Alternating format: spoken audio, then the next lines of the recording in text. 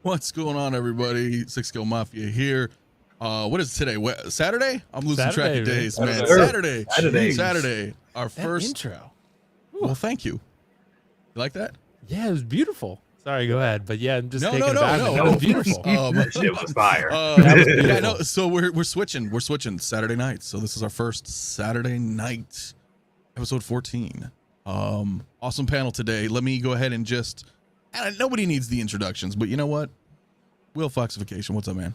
Dude, thanks so much for having me, Anthony. I appreciate it. But yes, that intro was absolute fire. 10 out of 10. You get a gold star for sure. I'll give you even applause, actually, because that was beautiful. All right. Thank you, my friend. That was beautiful, Anthony. But seriously, man, I'm glad you're into Yellowstone, but give Ozark a try. Seriously, it's great. I watched Ozark. I watched season 1 when it aired.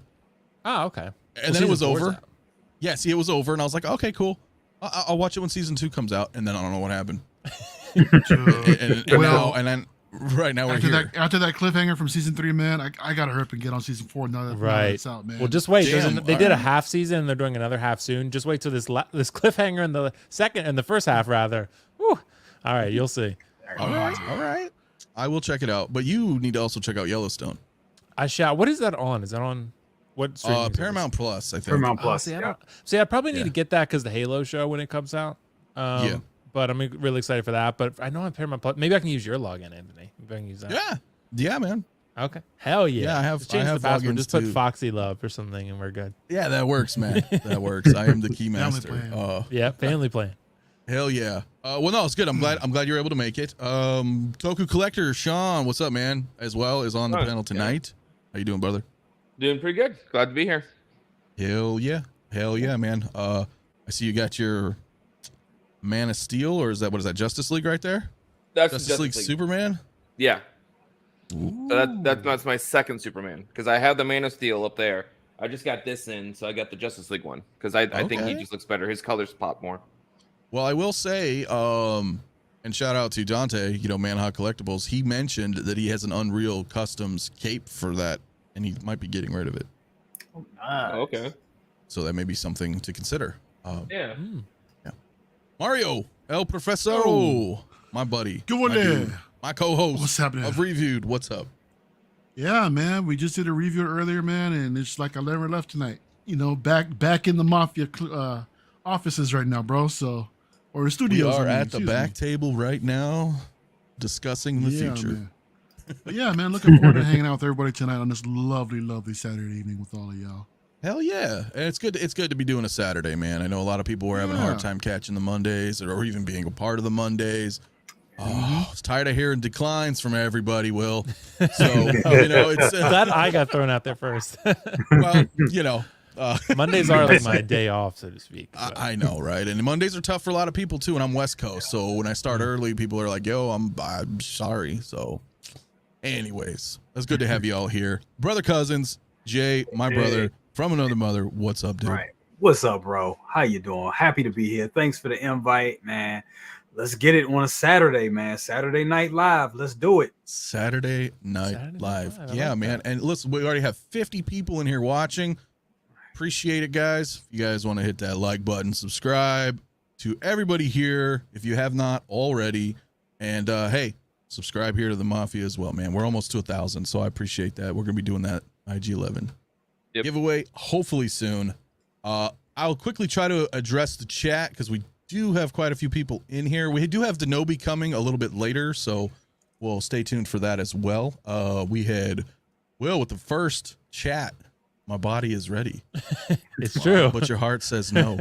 No, they both say yes. Don't worry. They both say yes. Hell yeah. We got my consent. Hell yeah.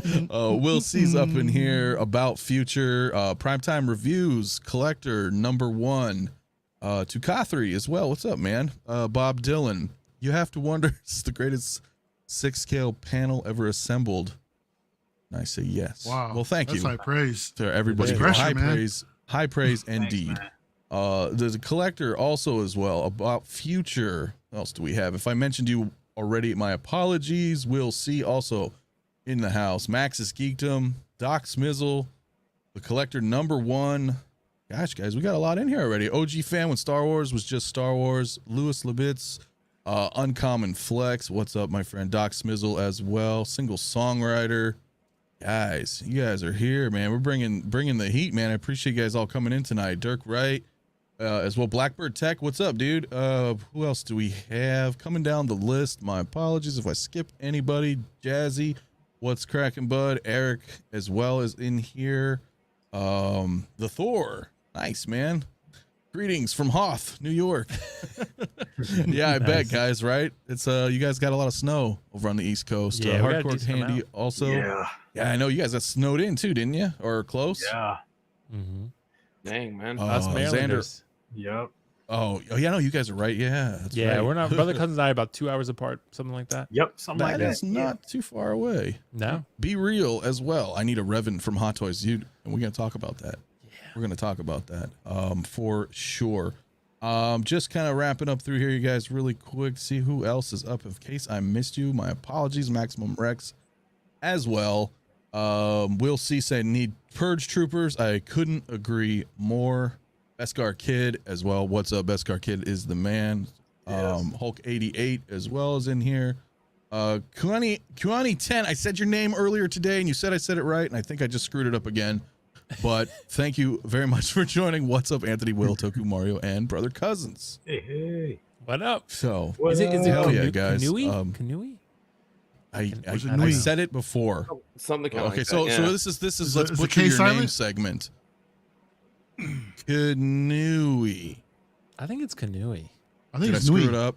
He said I said it right earlier or maybe today on the Nue? review. Nue? New way? No way. We're butchering it. We're butchering it. We're butchering it. Do you know the way? Oh hell yeah, man. Dirk Wright also opened the house. Jazzy, what is Yellowstone about? It's about cowboys, ranches, politics. It's a drama. It's somewhat slow, but it's got some really good moments. And Will needs to watch that before Halo comes out. What do you say Yeah, about it's pretty that? dope. It's Well, like, no, because it's on Paramount Plus. So Paramount Plus is going to be Halo, so I'll probably get it. All right. I thought it was a tie-in or something. I'm like, what's this got to do No, with no, Halo? no, no. Nah, it's a prequel. pretty. It's think of it like a Sons of Anarchy sort of, but like Gotcha. in Montana on a ranch, sort of. I don't know. Maybe that's not the best description, but it's really fun. Fat Batman also up in the house. Soul Nightmare. Gosh, guys, we got a lot up in here right now. Toy Box, Clink as well. How you guys doing tonight? Universal Key, what's up? We've got our favorite Russian bots as well. Shout out to Putin. Appreciate it. And Benny Gregson as well. Ryan Perr, Valiant Sweden, Archer. Wow. Hey, what's up? We got Mary Sullivan as that. well. Andreas is up in the house. Barrett, Cal Kestis, please and thank you. Yes, I agree. Yes. Blitz as well. It is pronounced Kanui. We were right. Canoe. Yeah. We were Kanui. right. So my apologies, man. We are like, we all just kind of Thanks had for a the butcher clarification. segment of your name. So anyway, pretty cool. You guys coming, well, Brother Cousins and Will, you guys just coming off the Aries 6 Kill Cantina stream. That was pretty dope to watch. And guys talked about a lot of interesting things that came out this week, none of which we are going to discuss tonight. Well,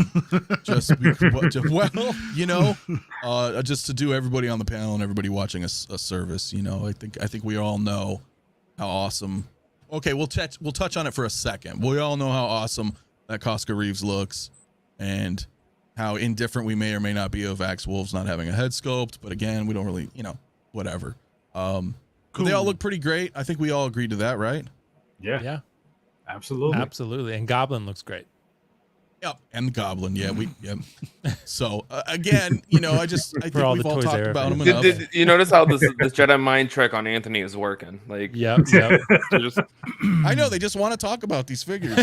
I don't know. They could talk about them all day. So I can do this all day. No, the I know. Goblin, man, it looks great. 375 ain't bad. So no, it's not bad. But you know what I want to talk about? I want to talk about things that other people are not really talking about. And for me, Yellowstone. yes, Yellowstone. Let's talk about it, guys. No, I'm just Season 2. Yeah, anyway. No, it's good. It's good. It's good. It's good. I want to talk about Knights of the Republic personally. Nice. Now, remember, this is all just fan talk, fan speculation, rumors, nothing, you know, whatever. We're just talking here. They did announce it. They did announce that they were going to remake it. You know, it's been 20 years. Jeez, you know. Oh my God, really? I know, it's been forever. Yeah, It was on PC and the original Xbox. I think it came out in like 2002. Damn, it has been 20 years. That long ago since last time I saw it on the shelf at Blockbuster? Jeez. Damn, Blockbuster. Wow. Damn. What's What the hell is Blockbuster? Blockbuster? Right? Right? That's a throwback right there. Yeah, dude. Yeah, bro.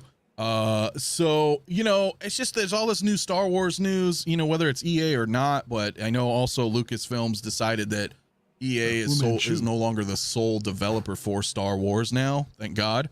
So this case happens to be EA, you know, with BioWare under their umbrella, but I know we're going to get a lot of cool Star Wars games coming. And I was thinking with the remake, is it possible, man? Is this something that you guys think that Hot Toys is willing and actually and able to go down this line? And I want to start with you, Will, because I know you're a huge KOTOR fan as well.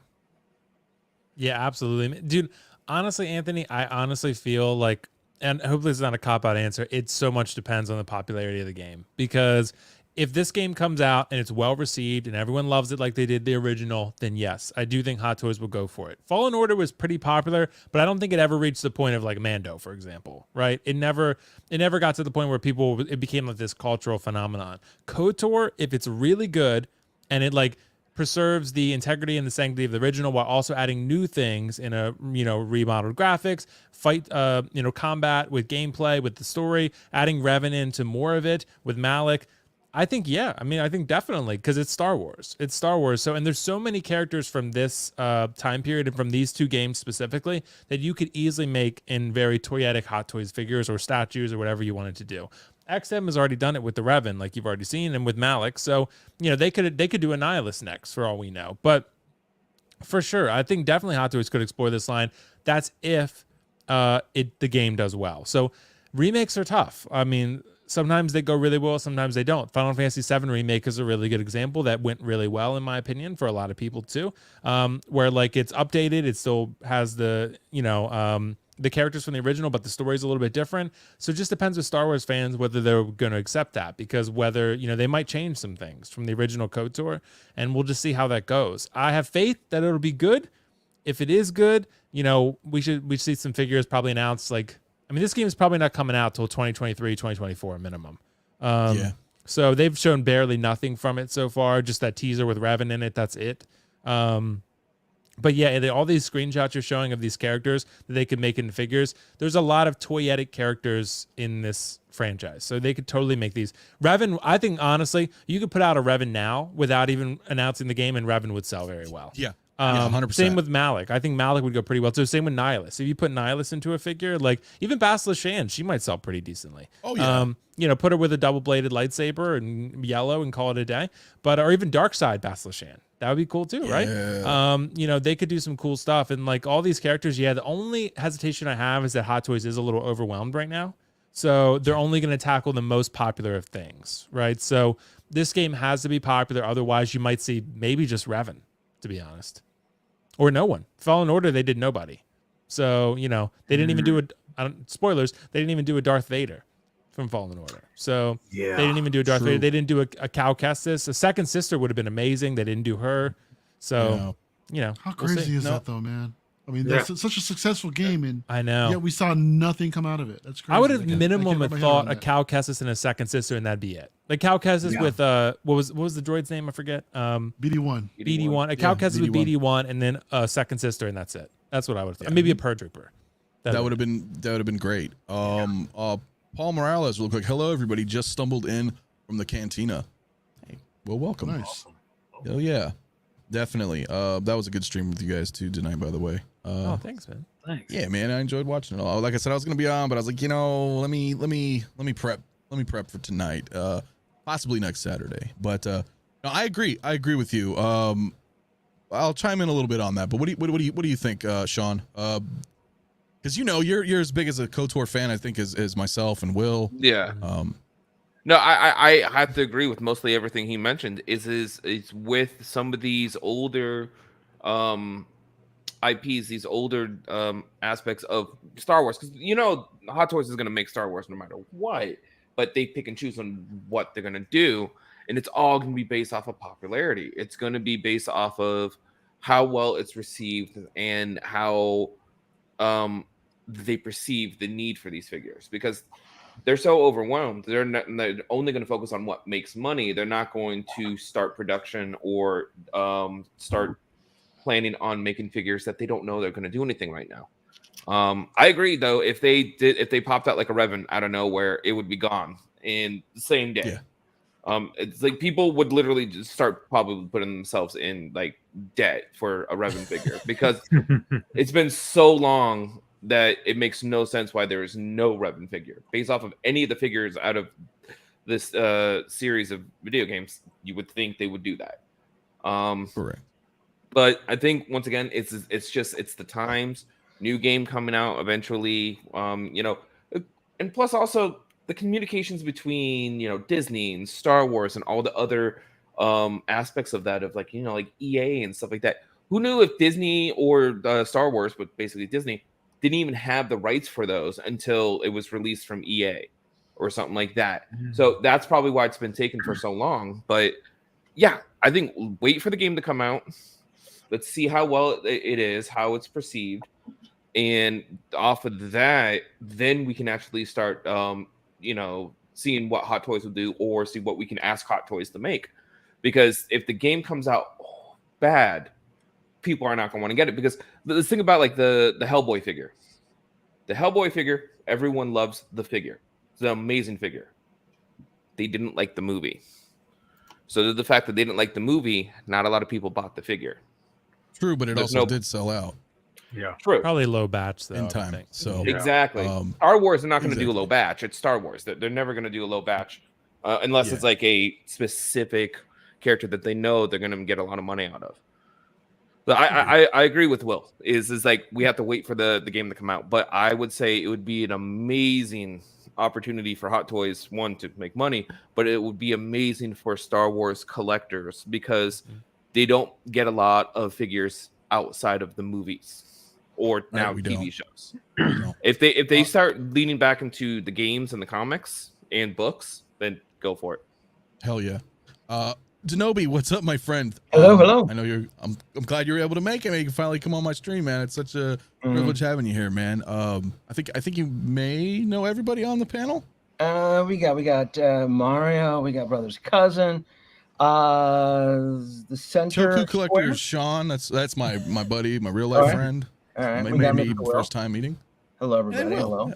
Yeah, of course. Hey. Yeah. Good evening, Denobi. So we were just chatting about Knights of the Old Republic. Are you familiar with the game? Did you play the game? I know of the game. I never played the game. Okay. I know of the character of Revan, but I don't know who he is. Does that make sense? Yeah. Right. So you know of him. I've heard his name in passing. I don't know who the character is. I don't know what he stands for. I don't know if he's a Jedi. I don't know if he's a Sith Lord.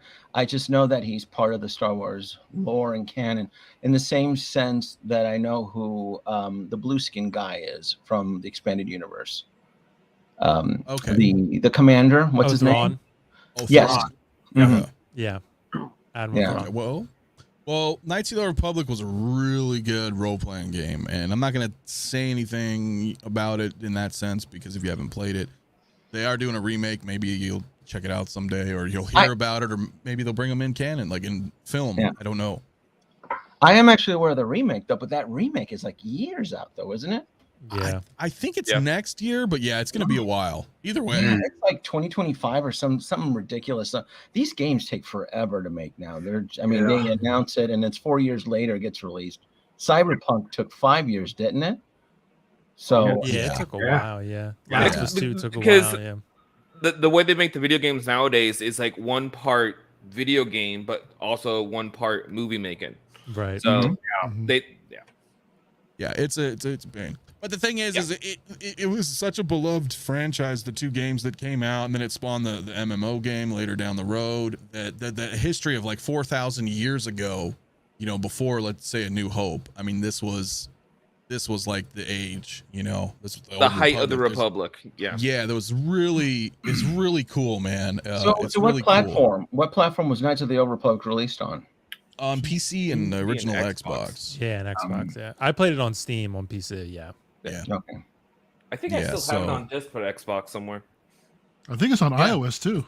Oh, no, yeah, it they is, did an yeah. iOS I'd port. honestly like to play it again, to be honest. Yeah, both of them. It's really fun. You could play it on mobile even if you wanted to, and it holds up. I mean, the combat's a little wonky because you know it's old, but the story is what pulled us all in. You know, it wasn't Exactly. just you know what I'm saying. So, and like Will was saying, the characters, these guys would they'd sell. They would sell. They're all very toyetic. And plus, if you know they've played the game, that's kind of why I was thinking about bringing it up because. You know, there's all these new announcements of Star Wars games, and they announced, you know, they're going to do the remake. And I thought, well, this might be something interesting. See what people, you know, gauge their interest on it. You know, is this something that you guys would buy?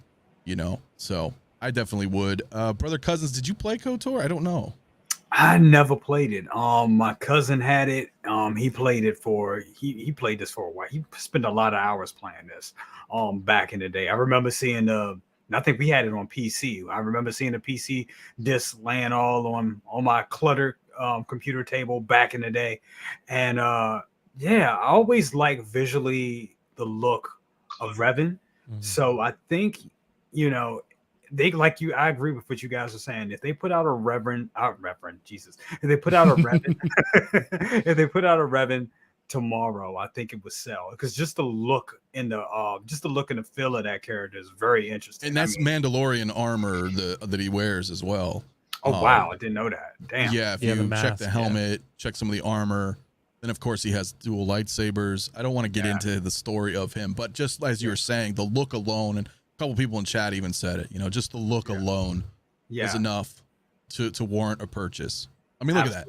Absolutely. He looks badass. And I think I'm surprised that because I don't know, did I hear that? So I can't remember. Maybe y'all on the panel would know. But I remember hearing rumblings that they were going to be making this a show or even making this a trilogy at some point, like way down in the future. Yeah, there's been a lot of talks of exploring the old Republic. It's a pretty interesting time, yeah. It'd be cool. And I mean, I could definitely see them doing like maybe having some people that was involved with the Game of Thrones to like make a show several years down the line or something like that, because I get that kind of feel, not, you know, just by hearing people talk about it and how some of the characters interact with each character in the story. I can definitely see, you know, that type of feel with the type of show. And I think it'll be good. I think they would also I mean, to go back to what you were saying, the original question, I think the figures would sell depending on how the game does, but we'll definitely get a Revan over everything. I would say that. Yeah, I would think so. Like Will would say, they can release Revan tomorrow. Yep, and he would sell. Absolutely. So. As a statue, not as a Hot Toys, right, Will? I mean, I think even a Hot Toys, because the only question is Denobi, because it is an old property for sure, but the fact that they're remaking a game that's like 20 years old, this game has a very large following. Like it is among like hardcore Star Wars fans. Like you said, Star Wars fans can sometimes be flaky, yes, but I mean this this Revan character is beloved. I mean, like I have a Revan cosplay that I go to events with. When I go there to like a Comic-Con or something, there's a lot of people who know who I am. Like if you talk to, you know, anyone, just a regular person, they might not. But even like Anthony said, just the look of the character might be enough. But yeah, this game is like considered one of the best role-playing games of all time. It's old, but yeah, it's amazing. So even real quick, let me give it a shout out here. Dante, man, of Hot Collectibles, man. What's up, brother? Our dude here. He says, hello, everyone. Just stopping by to say hi. Great panel tonight. And please, let's get this man 1K subs. Hey, I appreciate that. Ooh. I appreciate that. We're approaching it. We are approaching it. So We're getting slow there. and steady. Slow and steady. Mario, your final thoughts on that. Did you play KOTOR? What's the word? Just like Jay and Denobi, I did not play this game just because of I can't stand this type of RPG. RPGs in general, I can't stand them, man. Okay. You know, All right. I mean, at the time when this game dropped, I was more of like more of a shooter type, action based, you know, some side scrolling, whatever, you know. I mean, whatever genre you want to call it. But I mean, RPGs, I couldn't get into them, bro. No matter how good the story is. I tried to get in also in World of Warcraft. I was playing that for a minute, couldn't do it. Star Wars Galaxies, same thing. Couldn't do it. I Oh, mean, I love That was tried. a fun one. I wanted to, man, but I just couldn't. I just couldn't get into it. They're You're so more dumb. Rogue Squadron. That's what you were. Yep. Rogue Squadron, the first Battlefront when it dropped, I think around closely around the same time, way back when. But yeah, man, these characters look amazing. I mean, I always love the look of Revan. I know of them, Revan and Malik. I've looked up some of the videos as far as the history, and it is hella intriguing, man. There's a crazy backstory with Revan and going back and forth between the Force and what happens after death. I was like, holy shit, this guy's freaking amazing, dude. It gets pretty deep. Yeah, it's wild. It's so freaking wild, man. And yeah, I mean, I have the set, the XM set coming in, the same one that Willis got, but I've got Malik also on top of it. But yeah, for Hot Toys not to take the opportunity to get into these type of figures, because they do have a video game line already. We've seen Star Wars figures from that particular VGM line, and it's such a shame they haven't done anything from Fallen Order. So, and I think it'd be another missed opportunity if they didn't capitalize on this remake as well. Like you guys said, this game is beloved by most hardcore Star Wars fans. I guess I'm not one of them anymore. No, you are. And yeah, man, I mean, it's just, yeah, I would personally love to see it. I mean, all these different characters. I mean, I know them from vintage collecting, from the expanded universe. So that's how I gotta get my collection complete. So that's how I know, I'm familiar with some of these names. But yeah, I would love to see them come to life in 6th scale. Hell yeah. Single songwriter shouting out to Denobi here. How we doing on bingo? Next year we should have $1 squares like a Super Bowl. What's this about? Denobi was doing a bingo thing. I was doing a bingo. Yeah. Were you really? Bingo. Huh? Oh, nice. I said Denobi plays bingo. You didn't? Oh, hold on. Here we go. All right. Oh, let's Oh, go. no. Let's go. All right, we're pulling them up. We're pulling them up, guys. Hold on. It's bingo. Here we go. It's Oh my god. Free back to Interesting. take. it's my prediction. It's my predictions on how the show will end, and I just need Fennec. I need her to croak right here. Yeah. Okay. Guys. All And right. he's gonna clearly show up. I've already called it that Baby Grogu early on. He was gonna show up so I can get my bingo line across. Yeah. Oh yeah. And then leaves Tatooine, huh? Yeah. That's what he was referring Rancor, to. man. Hell yeah. Well, Dude, my eyes everybody was asking me about why I don't care to watch the show for Book of Boba Fett, and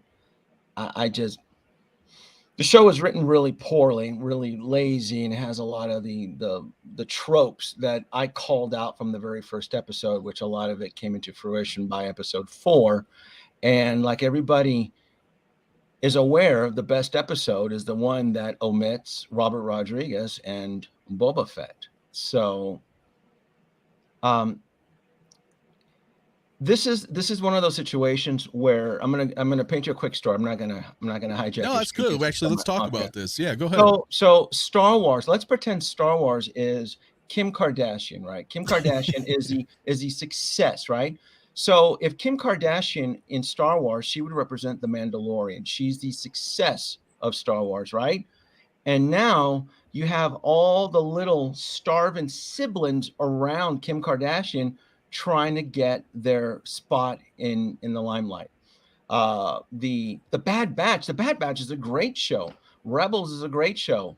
Knights of the Republic. It's a great show. They'll make it. Make the figure. Everybody starts trying to jump on that bandwagon and so forth. And it doesn't work like that. It doesn't work like that with a heavily segregated Star Wars community.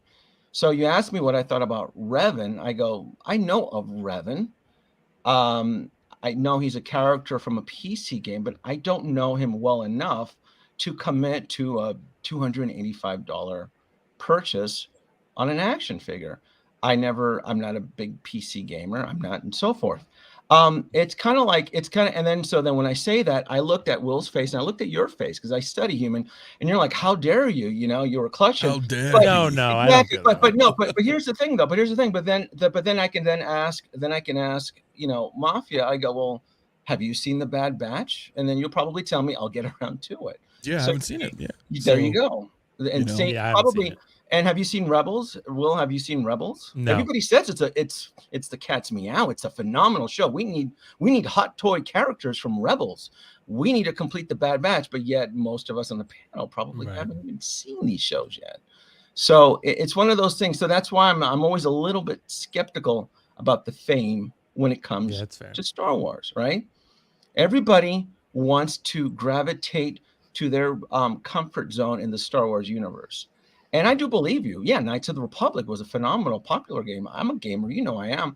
But expensive toys is a different realm. I did see a review on the statue, though, which is on Revan, which is phenomenal. But, you know, statue pieces are more in a small batch. I think you mentioned 800, right? Yeah, less than 800. So, and that's typically, and that's a realistic number for a character that hasn't really been in mainstay popularity for what, 2 decades? Right, something like that. So, Hot Toys is a different beast. I love to speculate, but I like to speculate with more realistic numbers and real world. What's currently trending right now? Because I mean, I got, you know me, I get into PJ from Paradox Nerds, and he thinks Clone Wars is the most phenomenal, and every character from Clone Wars needs to be made. Have any of Mario? Have you seen Clone Wars? I have, yeah, all the way through. All right. Have you seen Clone Wars, Will? I've seen like first season and then quit. Yeah. Toku Collector, have you seen Clone Wars? I've seen like the first season or so, but I kind of completely forgot about it. Yeah. And then I get to Mafia, and he's like, I'm gonna get to it next year. So. Yeah, I'm like next year. I've seen Chinese half of it. Yeah. I've seen half of it, but think about how long it's been out. So I get your point. I mean, there's not everybody is a fan of all Star Wars, right? It's not like Mandalorian, right? Exactly. Yeah, like we have pockets that we like. Comfort zones, right? That nice niche in the galaxy where we find warmth and wholesomeness and all sorts of good stuff.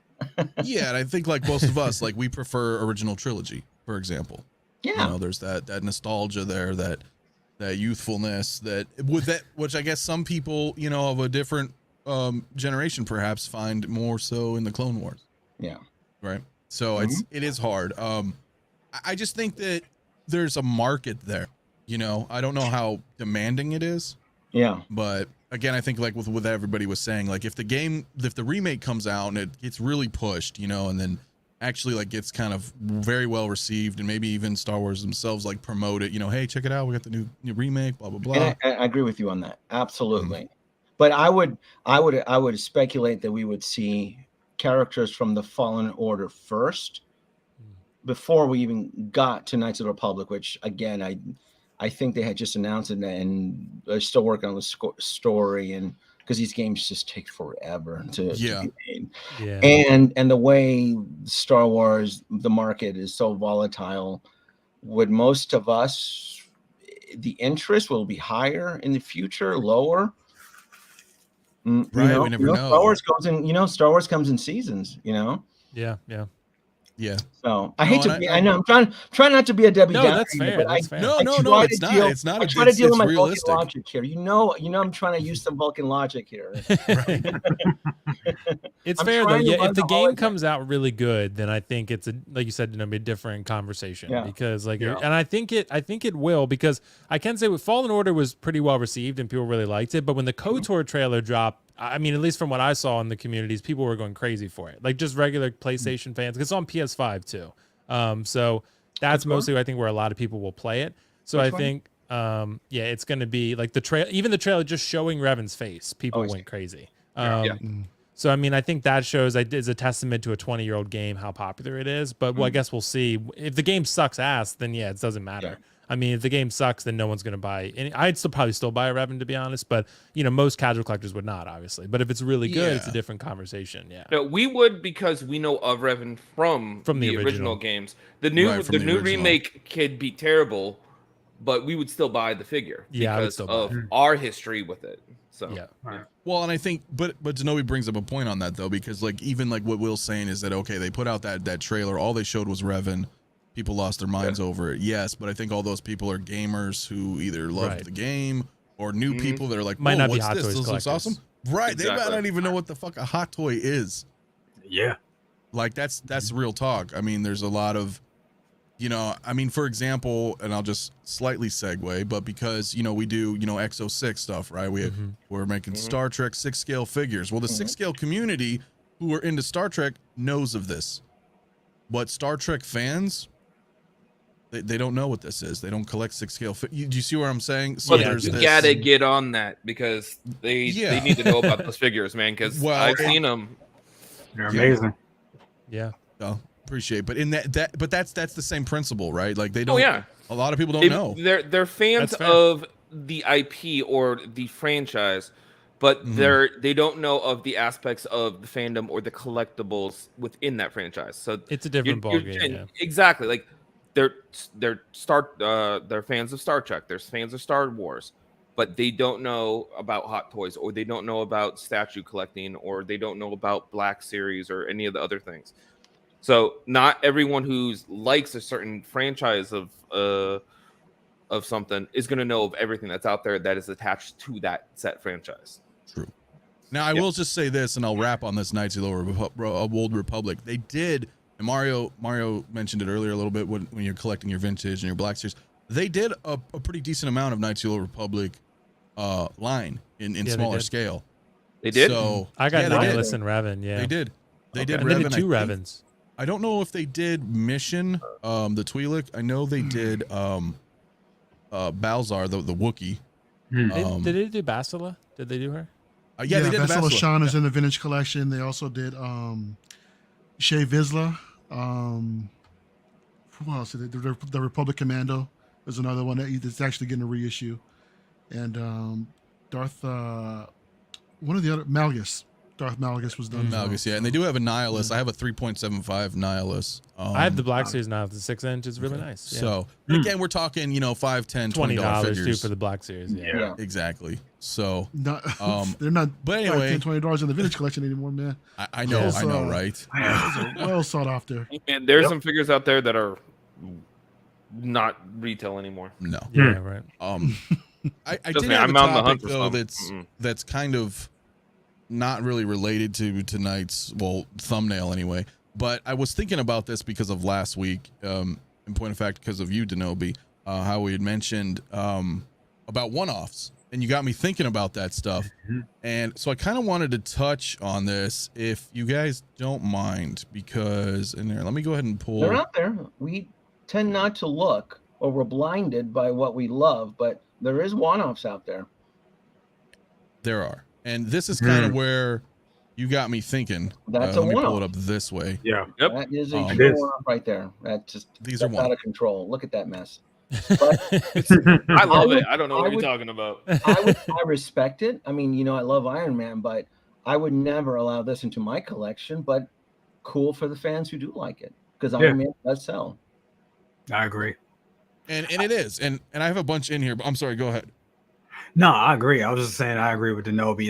It's definitely that that Deadpool, the Iron Man Deadpool is not for me, but my cousin is in love with it. He's like, oh man, I gotta get it. It's red and black and it's iron. And I'm like, dude, I don't, beauty is definitely in the eye of the beholder. But as Denobi said, that's definitely a one-off. That's a one-off. These are one-offs. Even though they're Batman figures, they're still one-offs. Definitely. What? And that's what you got me thinking. Go ahead. No, I'm sorry. No, those photos there of Val Kilmer and Chris O'Donnell, that we are witnessing the birth of Grails. When those two sell out, those two will blow up ridiculously. Absolutely. Because for a fact, Hot Toys will never, ever make a Chris O'Donnell with a cod piece like that, and Val Kilmer with a toner. They will never, ever touch. He's happy to see you. Never. Right? Never. Yeah. And again, these are kind of slides. They're going to just kind of go on their own here. So there's a few in here, but because you brought up a good point. And I thought that was interesting to discuss, because I know there's a lot of, and even myself included, made me think. And I was more inclined to the 80s one-offs per se. But they do give us a lot of one-offs here. We can clearly see none of these are out yet, by the way. Yeah. I keep forgetting about this Harley. Yeah. I'm still getting her. It's Margot Robbie. The problem is that the film sucks. I'm not going to defend the film. It was trash. But there is a dedicated, loyal fan to Harley Quinn. There are YouTube channels dedicated specifically to covering Harley Quinn. And I know that because I went down that rabbit hole when I discovered that there are YouTube channels dedicated to the coverage of Grogu and Baby Yoda.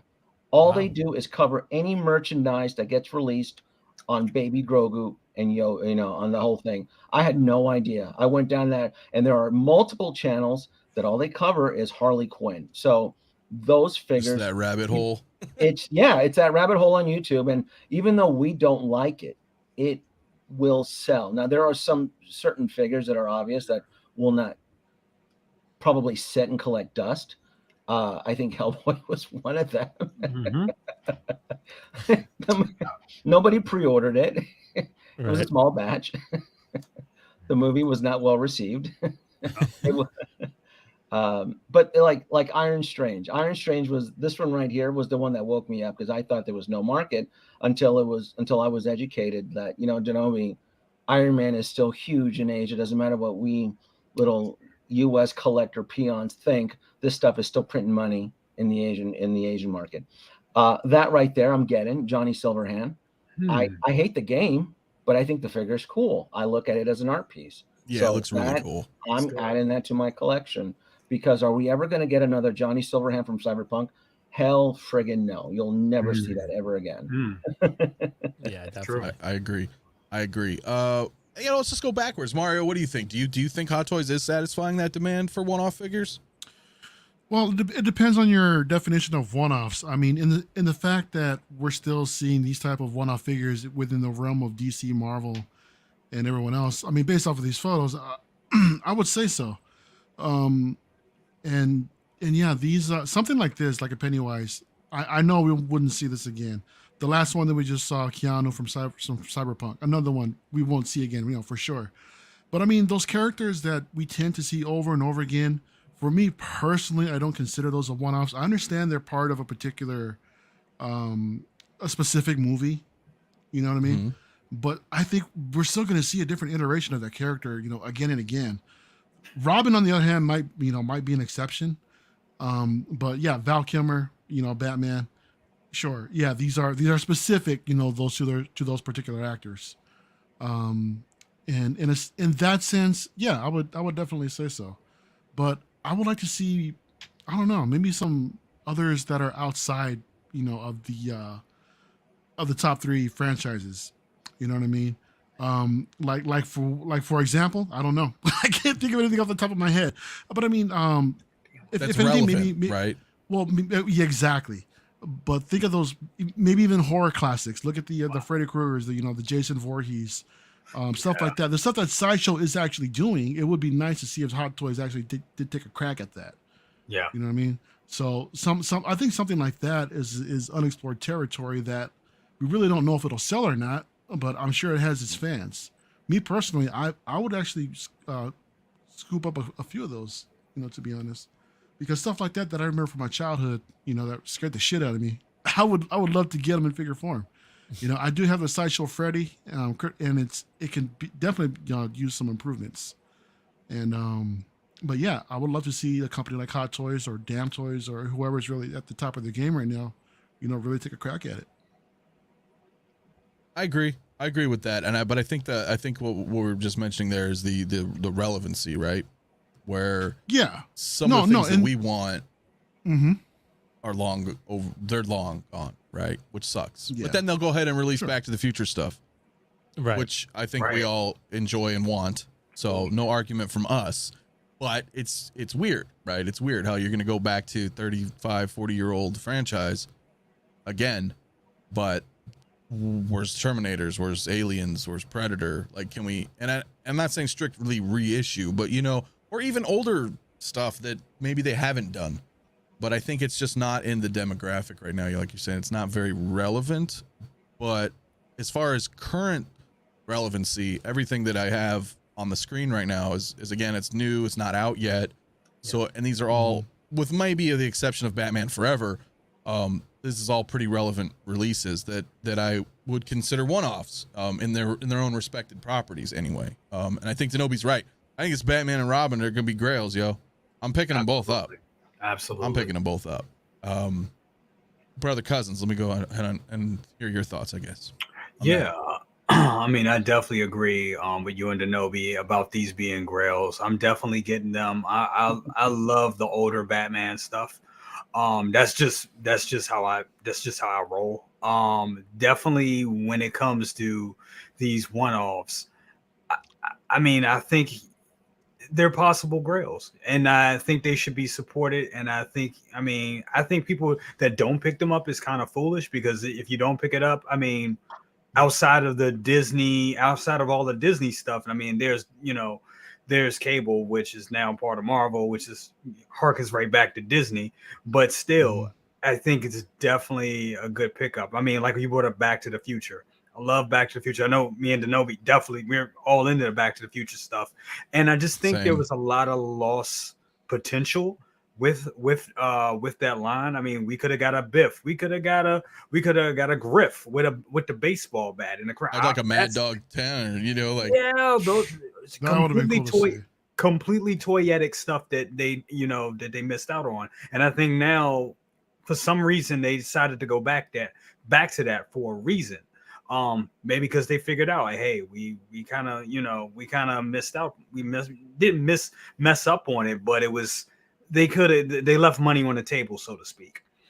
So it does make sense that they're going back to those properties, and then maybe looking at stuff that Blitzway is doing now, another Hong Kong company.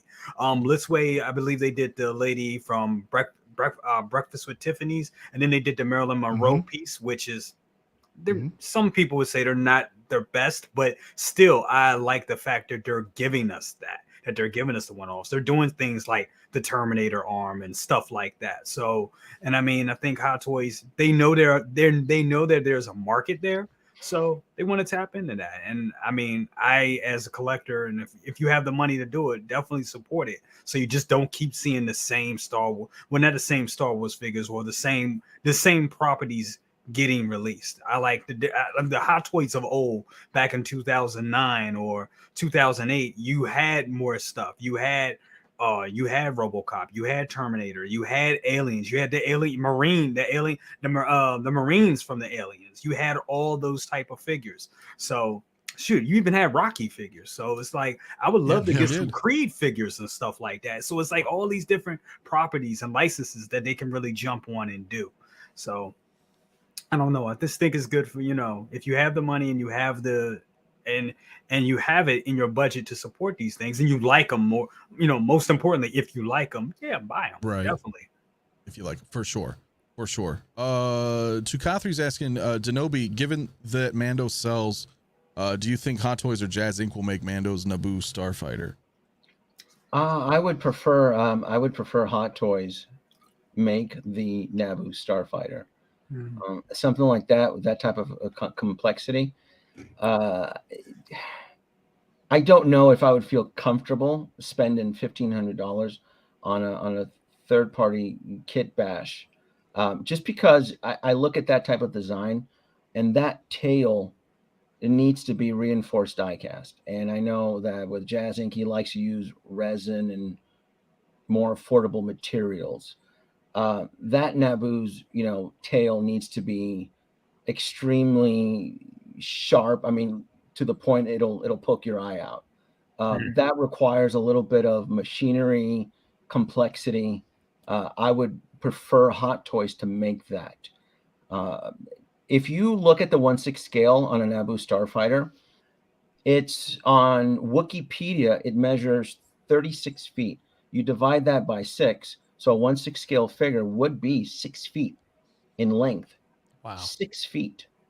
So I would love to own a Naboo Starfighter. I would even love to own a Jedi Starfighter. I really wish that Hot Toys would jump on the bandwagon and start kickstarting some of these bigger projects and put in the fans and start to call out the fans.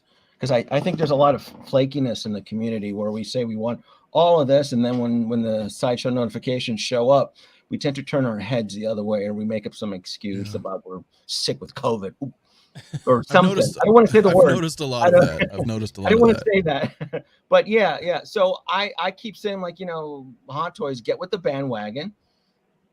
Do a HasLab, do a Kickstarter. Why not? McFarlane's back on the game. McFarlane jumped back in with their McFarlane series with Kickstarter. He's on his game again because he decided to join Kickstarter. He did like the Spawn, which I joined.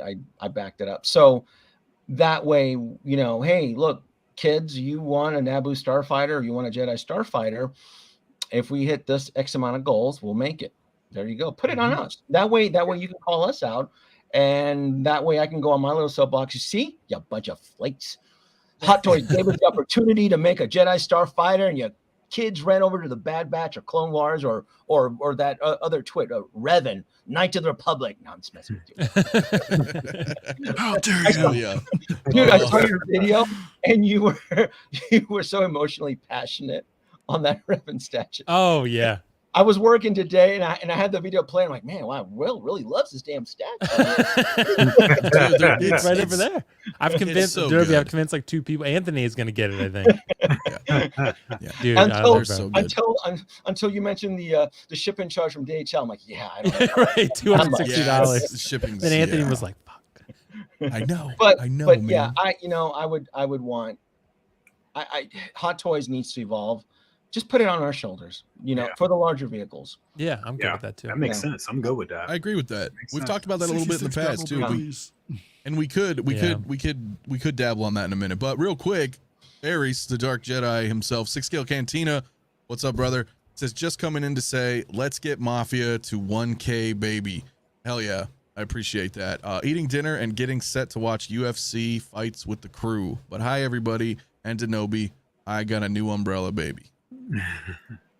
I don't know the reference to that. I got a new umbrella. For the storm, maybe? He's talking wrestling. I don't understand that type of jargon. What is wrestling? And I think he's saying he's a new umbrella because another storm is coming, like Will's saying, maybe. Yeah. Oh, the storm part 2 after the New Year. We just got heavy floods in December. That wasn't the storm. Yeah, that wasn't. I had people messaging me like, "Oh, I survived the storm." I'm like, yeah, the storm was sandbagged. It was throttled. that wasn't what it was. That was in December. That was not it. That was not it. Hell it's coming now. Whoa! I think it is. Junk man. I think it is. Yes. Okay. Yeah. It says, man, those are some nice toy setups.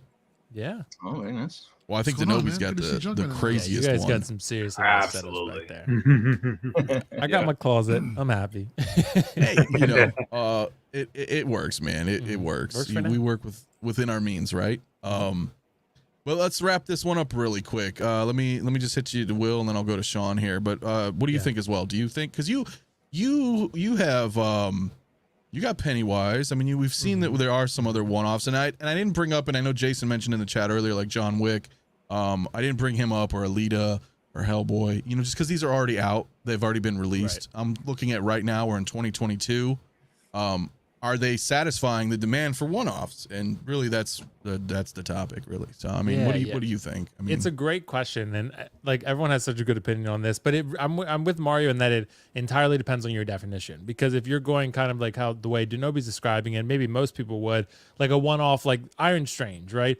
He's not really MCU. He's kind of like a concept version, right? He's in theory like a one-off, right?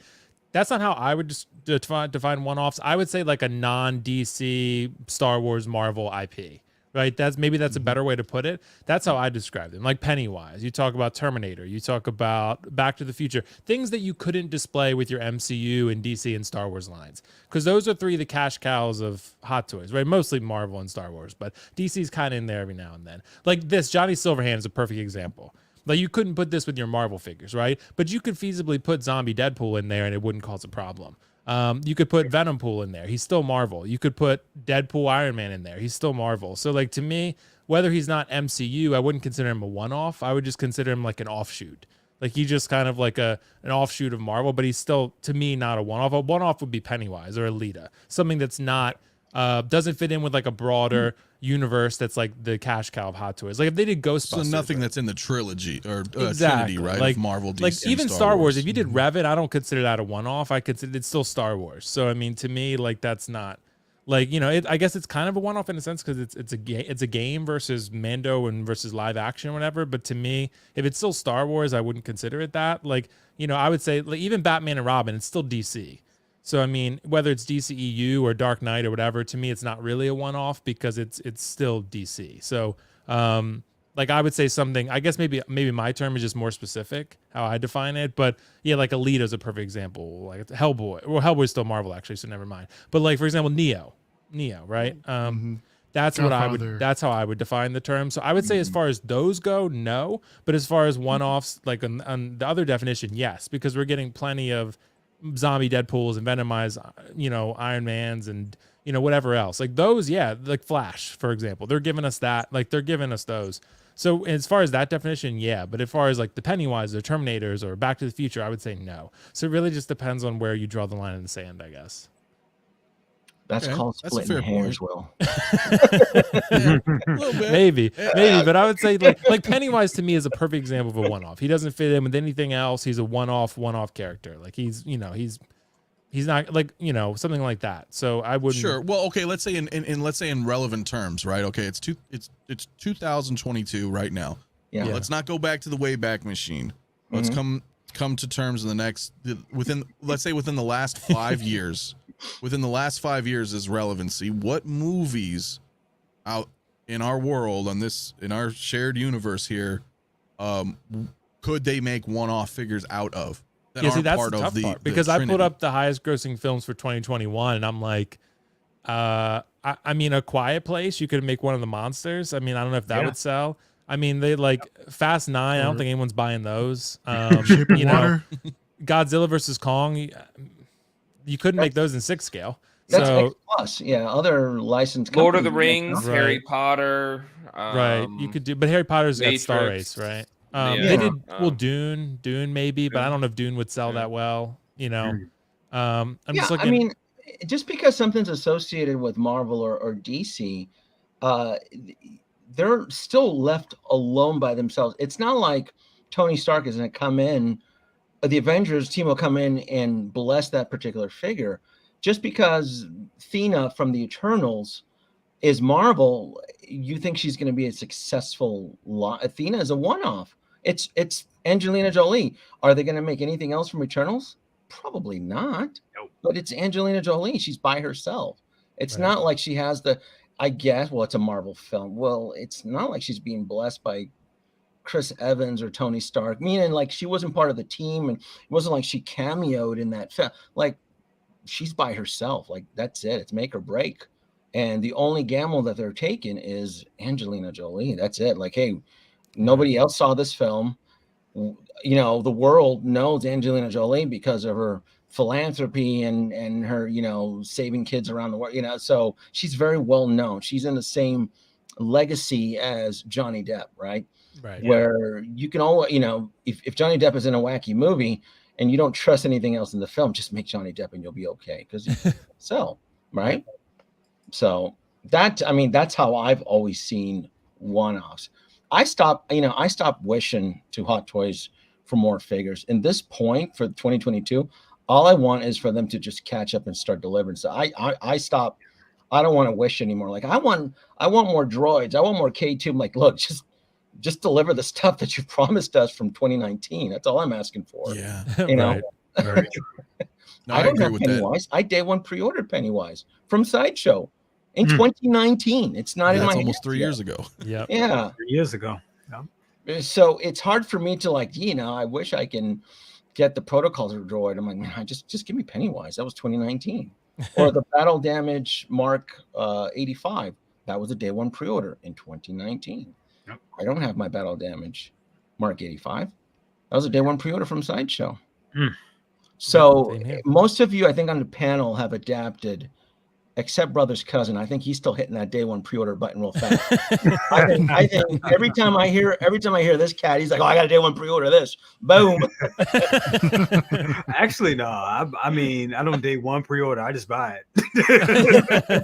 I just buy it outright. Did you pre-order Cusker Reeves? Did you day one pre-order that? No, I'm waiting for that. As soon as that drops in Hong Kong, I'm buying it. Okay. Yeah. Then I thought for some reason I heard you say that you day one pre-ordered it. I heard you raving about it. I was like, I think did he day one pre-order?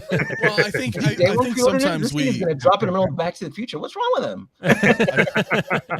I think sometimes we use that phrase as kind of slang too. Yeah, I don't. Just I wait till Hong Kong drops now. I'm not day one. I don't trust the world right now. Yeah. I don't trust shipping. I don't. Right. I don't trust anything. And you and Will and brother's cousin, you guys were talking about Cusker Reeves and Axe Wolves, and I go, look, these are great figures, but I'm looking at my star charts, and this thing it's supposedly being dropped right in the middle of the Iron Man Mark I diecast. Are you kidding? Are you kidding? Right.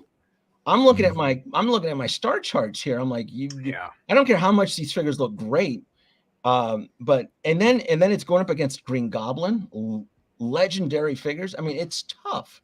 That's why you can't day one pre-order anymore. Right. I'm still going to buy Cusker Reeves. I'm still going to buy Axe Wolves, but I can't paint myself into a corner. Not when there's good stuff coming in spring of 2023, according to my. And like you said, the anomalies, the shit that'll just pop up out of nowhere that you're not expecting. That's true too. Yep. Yeah, well, and then all of a sudden you guys are getting boom, boom, boom, boom, boom, email saying, "Hey, you know what? It's ready. You owe $1,400. Fuck you, pay me." Right? Like that's just how it's I mean that's how it's going to be. Understood that reference.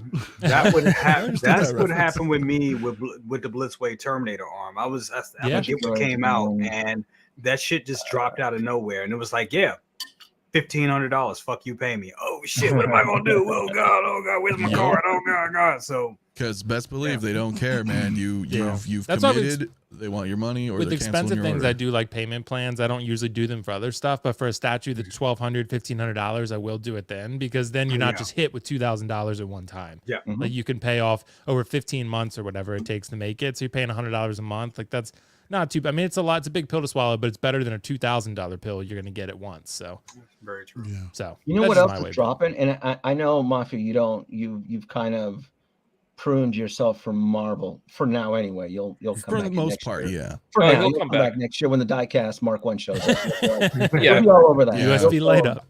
I'll get that, and I'll get the fucking Iron Man comic book version too. But anyway, go ahead. Sorry, Mark V. That quarter scale Mark IV with the gantry comes in at the same time, June of 2023. Yeah. So, and I get it. We're all loving. Hey, I love Star Wars. I love Star Wars. I don't trust Star Wars. I love it. I'm on the fence. I'm always waiting for the Florida or the rug to be pulled away from me, because I don't trust it, because Star Wars has always come in waves. It's always it's in vogue, and then it's not, and then it's true. It's bonkers. It's crazy. There's a lot. I mean, we're still holding close to 40 Star Wars pre-orders that have not shipped from Sideshow. Close to 40. Crazy. Imagine if those were all 40. It's like 37. I'm looking at 37. That's a lot. That's a lot. So, and then my Excel does the count. So it's $7,200. It's a lot of money. The only thing I'm asking Santa, the only thing I want for Christmas from Santa is just get Hot Toys back on schedule at this point. Seriously. That's it. Do you think they ever will? They will once the world grows up. May not be this year. Which is never. I don't want to say anything that'll get the video. But yeah. Once the world stabilizes, basically, once everything equalizes and it gets back to standards, but to the new standards. Yeah, because there's some mafia stuff going on at the docks over in LA, paying dock workers to get shipments earlier. Yeah, that's the And it's all legit too, from what I've been told. It's like you want to pay an advanced processing fee to get your container X amount. Yeah, it's all legit. It's to me, it's very loan sharky type mafia stuff, but it's all legit. Would you like to expedite your container? Right, to get all the proper wording in there. Would you like to expedite it? Yeah. And That's crazy. Sideshow ain't got that type of Sideshow ain't got that, they don't have the, come on now. Come on. What is Sideshow selling? Cause babies and stuff. Come on now. We got not compared to other companies like Nike or something that's trying to get their shipments in. Best Buy, I mean, right now I'm still on hold for a PS5. I've been waiting for almost a year. I don't have connections like Will and Mafia and Brothers Cousin. I bought mine off eBay. You need a PS5? I'll get you a PS5. No, and they can get you one. PS5 by 2 o'clock. I pay retail, dude. I'm better than that. No, I'm better. I feel you. I feel you. I messed up on that one, but hey. You just added yourself, Will. It's fine. I'm happy to admit it today because I paid $8.25 for mine, so about $300 over retail. Oh goodness, that's okay. I was only going to take 10. Was it worth it, Will? Yeah, I think it was worth it. I've been gaming quite a bit on that thing. So, wow. Okay. He has. I've been catching your streams. All you've been playing is Battlefront 2. That's true. That's true. Yeah. I'm listening. I've been trying to get Anthony on there, but he won't play with us. And you too, I can't play Battlefront 2 because it's not on PC is not cross-platform. Dude, I will join you in your stream. I will join you as if I can purchase a PS5 at retail. I'm down. I'll join you. Okay, thank you. Because I live in the world of Overwatch. I live and breathe Overwatch. Okay, but I do used to play that. Battlefront, and when I get annoyed with Overwatch, I'll do Battlefront. Battlefront is my cool down. It's my cool down session. Your comfort Star Wars. Relax. It's kind of like when you're taste testing wine and you need a cracker to cleanse your palate. That's what Battlefront 2 is. Real quick, Bloodsport, I have not played that in quite some time. And they're great. Yeah, Big Lebowski caught it. There you go, man. You got a Big Lebowski reference from me. At least once a stream. But real quick before I'm gonna wrap this one up on this topic before I get to Sean here. But hey, we got over 100 people watching right now. If you guys can hit that like button, subscribe to everybody here on this panel if you haven't already, and please, everybody here would appreciate it, man. Everybody has amazing content here, and and I'm close to that 1,000 guys, so I appreciate that. But yeah, Sean, I mean, what are your thoughts on that? We'll wrap up. I know everybody kind of said their piece on it, but what do you think, man? Is this good, or do you want to see other things? Like, say on one hand, Denobi considers these all one-offs. But then we have Will, who considers these offshoots if they're within the trinity of Marvel, DC, and Star Wars. Yeah. No, I'm in between that. I'm on the fence. I would consider right now, for Hot Toys wise, if it's not MCU or DCU or like Disney plus Star Wars, it's considered one-off for me. But I also do heavily consider one-offs, much like what Will does, is something that has nothing to do with Marvel, DC, or Star Wars. Like when they do like the RoboCop ones and the Predators and stuff like that, that's a one-off for me. That's those types that you want to get because one, you're probably never going to see them again, and two, that's just stuff that from us is from our childhood. Like we want to see that stuff. I'm not a big horror fan, but I definitely see a big market in Hot Toys of doing horror figures. Going back and doing like they did the It. It'd be great if they went and they did the original It, Tim Curry's It. Go back and do like there were some that I didn't want to watch. Like, I threw away my Buddy doll because of Chucky. If they did like a 1/6 scale Chucky thing, I think that would sell. I didn't know I had a fear of bees until I saw Candyman. I think if they did a 1/6 scale version of Candyman, that would scare the shit out of me. Like all those past horror characters, like Jason and Mike Myers, there's room for that. Though that's something that could easily be considered a one-off, and I could see people selling and Hot Toys realizing, oh wow, we can actually move from these 3 big franchises and find other people that will buy our figures. And also, it could be other things with under the umbrella of Disney that we could start seeing that has nothing to do with Disney, Marvel, and stuff like that. Because you guys got to remember, like they're going to go back to the past with some of the stuff from the future. With they're giving us a Willow show. Are they going to give us Willow figures? Are we going to get a Willow? Are we going to get I completely forgot the character's name, but another Val Kilmer figure? Mad Mardigan. There you go. Yeah. So like that would be like a one-off to me because it's not part of the main 3. Yeah. So I think they're slowly realizing it, but I think much like how Denobi wants it, is first catch up, take your time, get the stuff out, but also while you're working on and getting the stuff out, you can keep it on the side burner and work on these other considered one-offs. And once you're done, then you have all this stuff that you can work on your next quarter or your next year. But yeah, I think I want more one-offs because when you're just stuck to the big 3, you're limited. And that's then when everyone is just used to just Disney, Marvel, and Star Wars, eventually they're just going to get sick and move on to another company or move on to another type of collectible.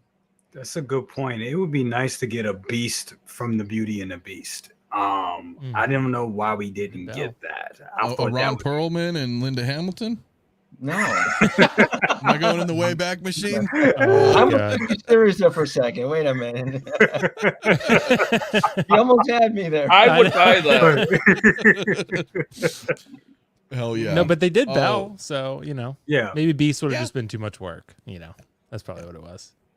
And Belle didn't really sell that well, did she? I want to say no, but you have her, right? I have it, but she sold really well overseas, though. Gotcha. Okay. A lot of those Disney one-offs sell extremely well in the Asian markets and aren't just not worth bringing it to the U.S. I'll give you a good example. Winnie the Pooh. Winnie the Pooh. Mm-hmm. I bought that discounted through a Hong Kong retailer because I was bored one day and they had it discounted. I got it and I was extremely impressed with the amount of technology that Hot Toys threw into Winnie the Pooh. He's an articulated action figure. I thought he was just a stuffed little like bunny type thing. Like Winnie the Pooh is articulated. I didn't know that. Wow. Yeah. So they do things like that. When it comes to Disney's huge overseas, and it's not something maybe here in the US we would like. How many of us here would buy an expensive Winnie the Pooh and Piglet? Not a lot of us, I would imagine, right? You see? So why bother paying the export taxes and shipping fees and whatever to bring it over here if no one's going to support it? So, But Zombie, what would you think though if they did like a popular animated thing, like say Frozen, for example? Like what it would, I mean, not a lot of us would buy that, but maybe different audiences might, I'm actually shocked that they never tackled that because it's such a huge, expensive market. Right. The Frozen That's what I was saying. market, It's a Disney property. I mean, it's, there's other companies like Metacom and a few others that have done some high-end, expensive figure type dolls, like at Hot Toy prices that are astronomical grail pieces. I'm not kidding. Right. I'm not. It's bonkers. When I bought the Elsa from Medicom to do my Feist and Skid on it, she was already expensive. When I did that video and that video gained traction, she almost tripled in price because of the exposure I gave her. And then I think I mentioned the story that when I suspect if I do a skit video that's going to gain traction, I try to jump on that market. Or I try to warn others. I did it for the DeLorean. When I did my last train DeLorean, I knew that it was going to stir up interest in Back to the Future. So I throttled the video and I quickly picked up an additional DeLorean at cost. I got a brand new sealed DeLorean, shipping and tax, for $1,100. Wow. Shipping and tax. Yeah. Wow. And when I posted the video, when I did like the train modifications, the thing blew up to like 2K at that period in time. So I tried, I've tried to and I try to let people around me, hey, look, if you want a DeLorean, I'm going to post this video up. People usually, if the video does well, it gains traction. And I think that's one of the reasons why everybody just assumes I have insider knowledge on Hot Toys making another DeLorean. I want them to make another DeLorean. I just don't know if world economics will support a 1/6 scale vehicle from Hot Toys if the R&D isn't already invested from them. There's a difference between the Batmobile from Christopher Nolan, where all I had to do was dust off the steel plate molds, heat up the inkjet printers, and run it through. It's different versus the R&D that it takes to make. And with the DeLorean, I've heard so many different stories with that. I've been in this game for quite a while. 1/6 scale vehicles typically don't sell very well, even though we all say we want one, right? Right. We all a lot of money in space.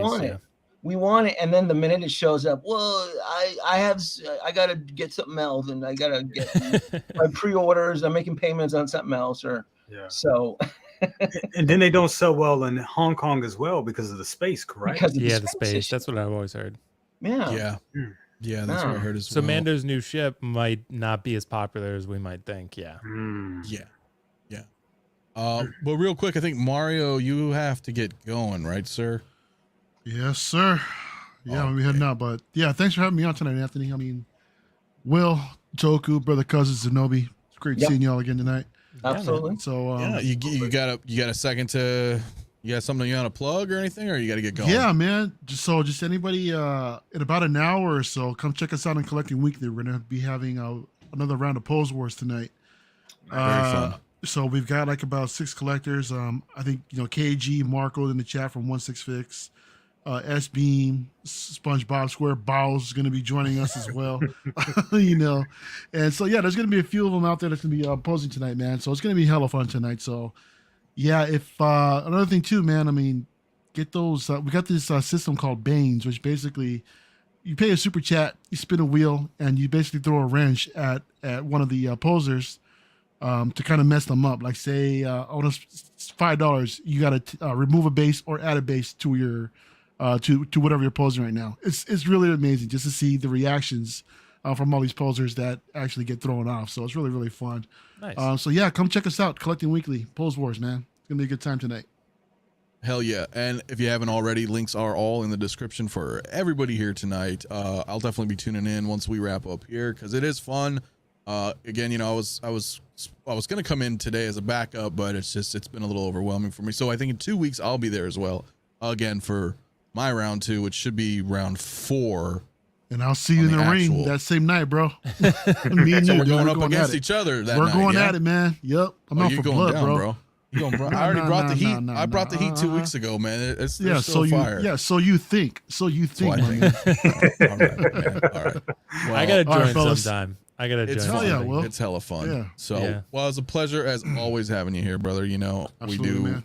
Well, you know how we do, man. So. Enjoy, and after the guys, check out Pose Wars on Collecting Weekly, man. It's awesome. It's really fun. All right. Good night, everyone. Cool. Good night, Good luck chat. on the hot day, right, bro. Thanks. Take care, Mario. Awesome. Yeah, but you do bring up a point about that with the DeLorean, for example. I mean, like, I would buy it. You would probably buy it. I think all of us maybe on the panel would buy it. But is that enough for Hot Toys to put it out and say this is worth building? Especially because what I was thinking, I figured if they're gonna put one out, I think it would be an all-in-one. Personally, I think they would just have a swappable hood, so that you can have like the sleigh racks on it, and maybe swap off like a Mr. Fusion, and maybe change the tires, so you can have a Back to the Future 1, 2, and 3 all in one. Is what I was thinking, but then I'm like, well, that was the original concept that was explained to me at San Diego Comic-Con back in 2015 by. God, I want to say Susan back in the day. Oh, wow. Wow. Yeah, because she would be on Show Site and she would plug Sideshow out there. It was her and there was another gentleman, and it was 2015. I know I'm that. Been collecting, and it was explained that the DeLorean was going to have all these options.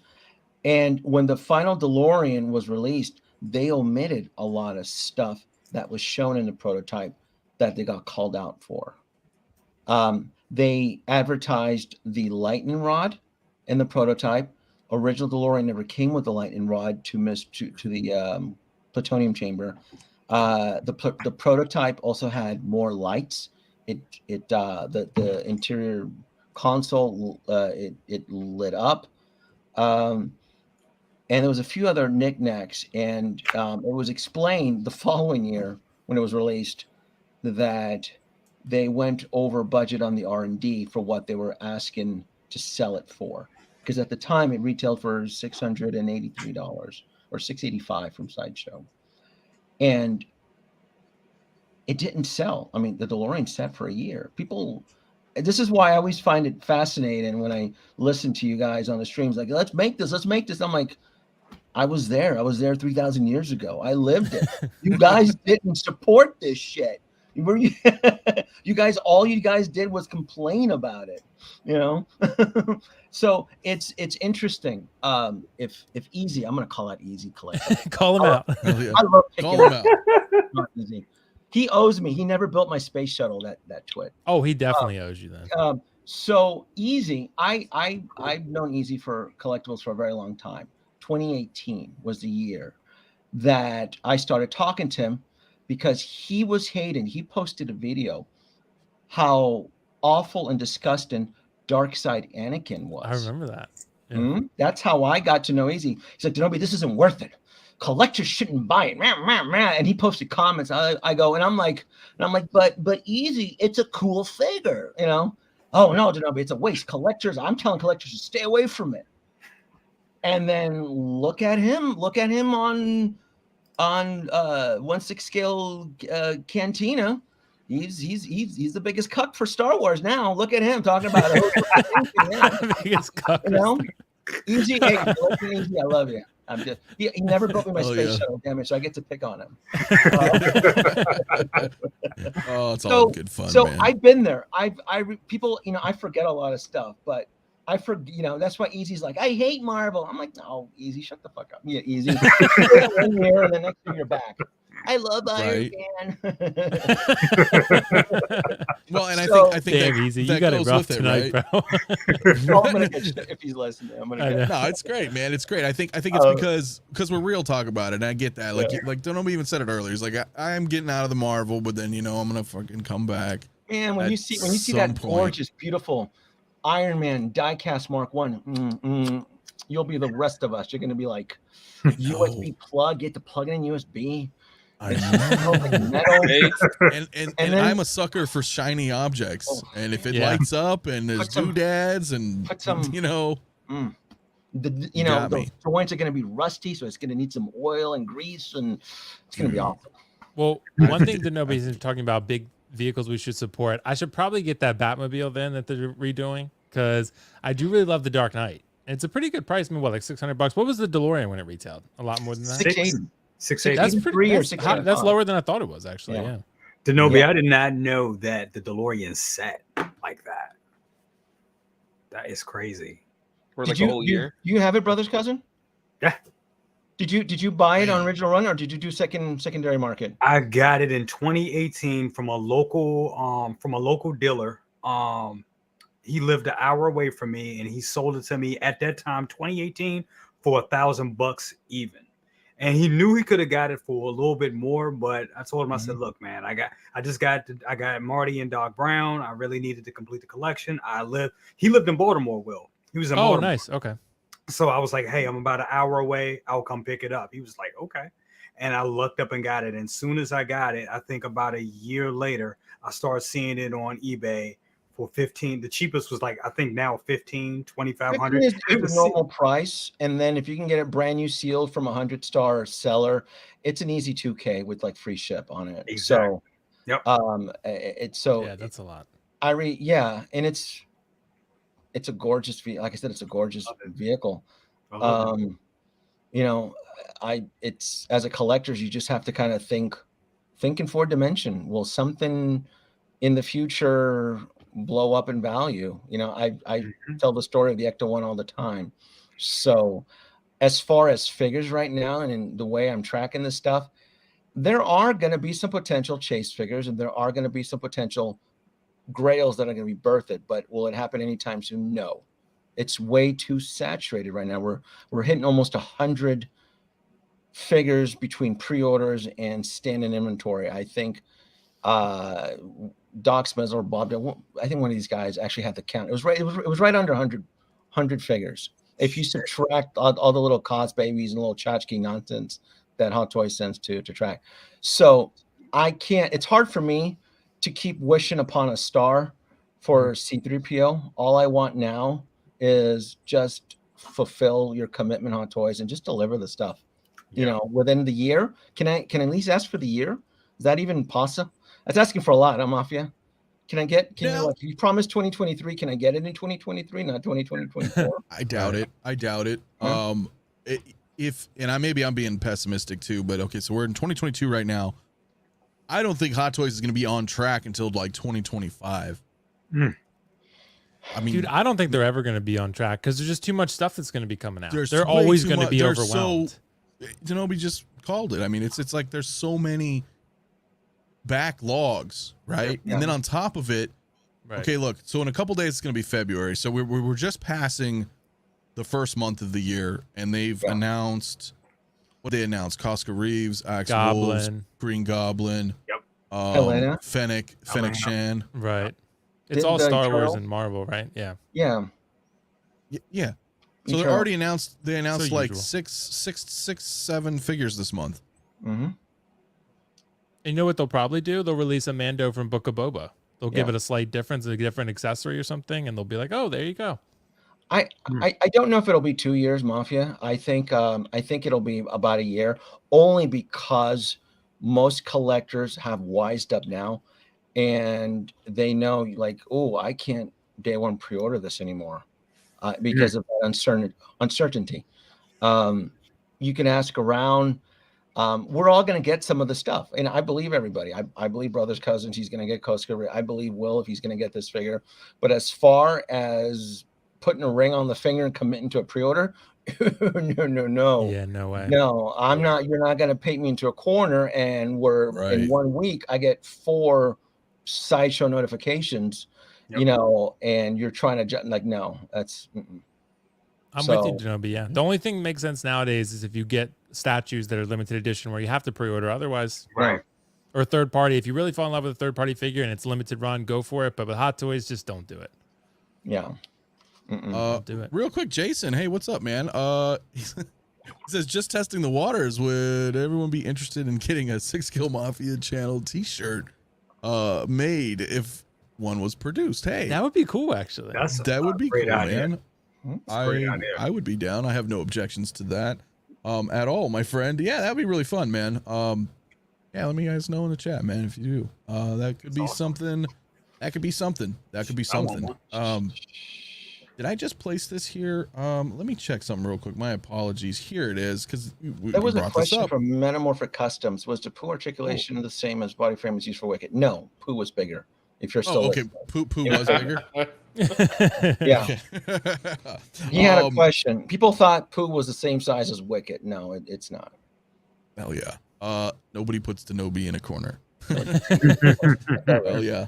No, it's true. But you guys are right, because we get stuck. We get stuck in all these pre-orders, and then before you know it, it's just thousands upon thousands of dollars. I like to spend. Sometimes I get caught in spontaneous spending, and I've become religious with my Google spreadsheets. And when you see those numbers in front of you, you're like, yeah, time to throttle the brakes. A good example that, because I had started my spreadsheet early in 2021, a surprise purchase for me was the HasLab Proton packs. I didn't know it was going to. That showed up within a 45-day period, and I had 45 days to make a decision if I was going to purchase these items or not. So it's things like that, you know, and it happens like that in the statue industry, where Regal Robot decides to, hey, we're bored today. Let's put out a statue out of nowhere and give them 30 days and give them the finger to pre-order. Regal Robot does that all the time. You know? So it's once we start to get commitments from Hot Toys, meaning like, look, if you're going to deliver within April and June of 2023, cool. I'll feel more comfortable pre-ordering with you, putting a little bit of money down. Otherwise, no. That makes sense then. I can't do it. Because here, OG fan, when Star Wars was saying, I guess kind of in relation to that, it says on one hand you say don't be a punk and flake out on these pieces by not purchasing them, but on the other hand you say do not pre-order it, which shows support for the product. Mm. So I can what tell do you, you think about that? Dude, I can tell you that the next Star Wars flaky piece that's going to divide the community. I can tell you this.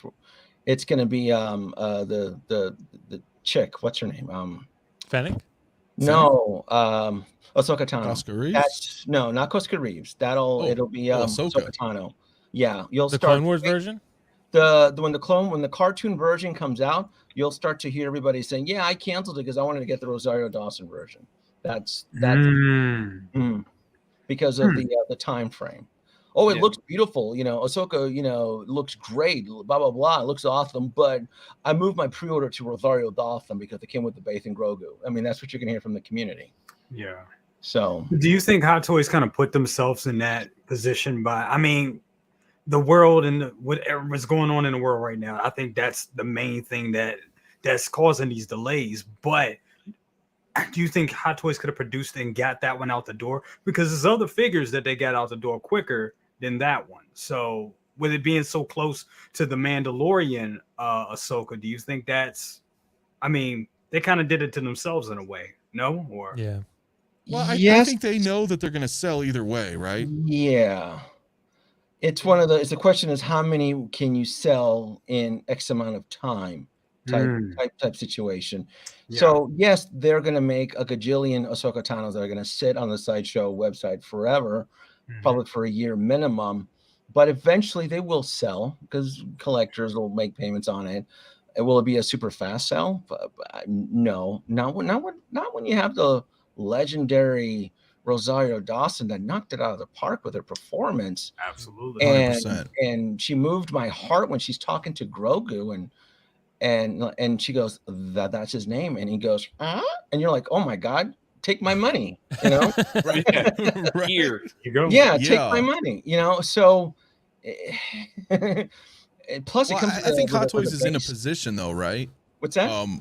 I think Hot Toys is in a position where they have the money, right? So they can put out this Clone Wars Ahsoka and right, but you feel like they can bet on that and they go, okay, well, let's put this out and it's fine if it sits on a shelf for a year because it'll sell out eventually and it's not really tapping into our income per se. Yeah, they're doing some their practices are raising a lot of suspicions within the community where certain figures get pushed out a lot sooner than others that are sitting for 2.5 years for, like the Assault Tank Commander that went into pre-order on January 29th, 2021. That was just released in Hong Kong just a few weeks ago. I get it. There was no labor with the head sculpt, but you still had that in the production line before other stuff that has been in the queue a lot longer. And I don't like that. That's why I said they should take a cue from Henry Ford and work on the conveyor belt system. They need to just work as a get queue. them all out. A production line, individual jobs to equal one full product. Yeah. I don't understand the whole thing with the animated Spider-Man. Why did the animated Gwen come out this early, but yet the one that she went into pre-order, Miles Morales, that version hasn't been released yet, right? Yep. Still not out. We got video game Miles instead on the same day.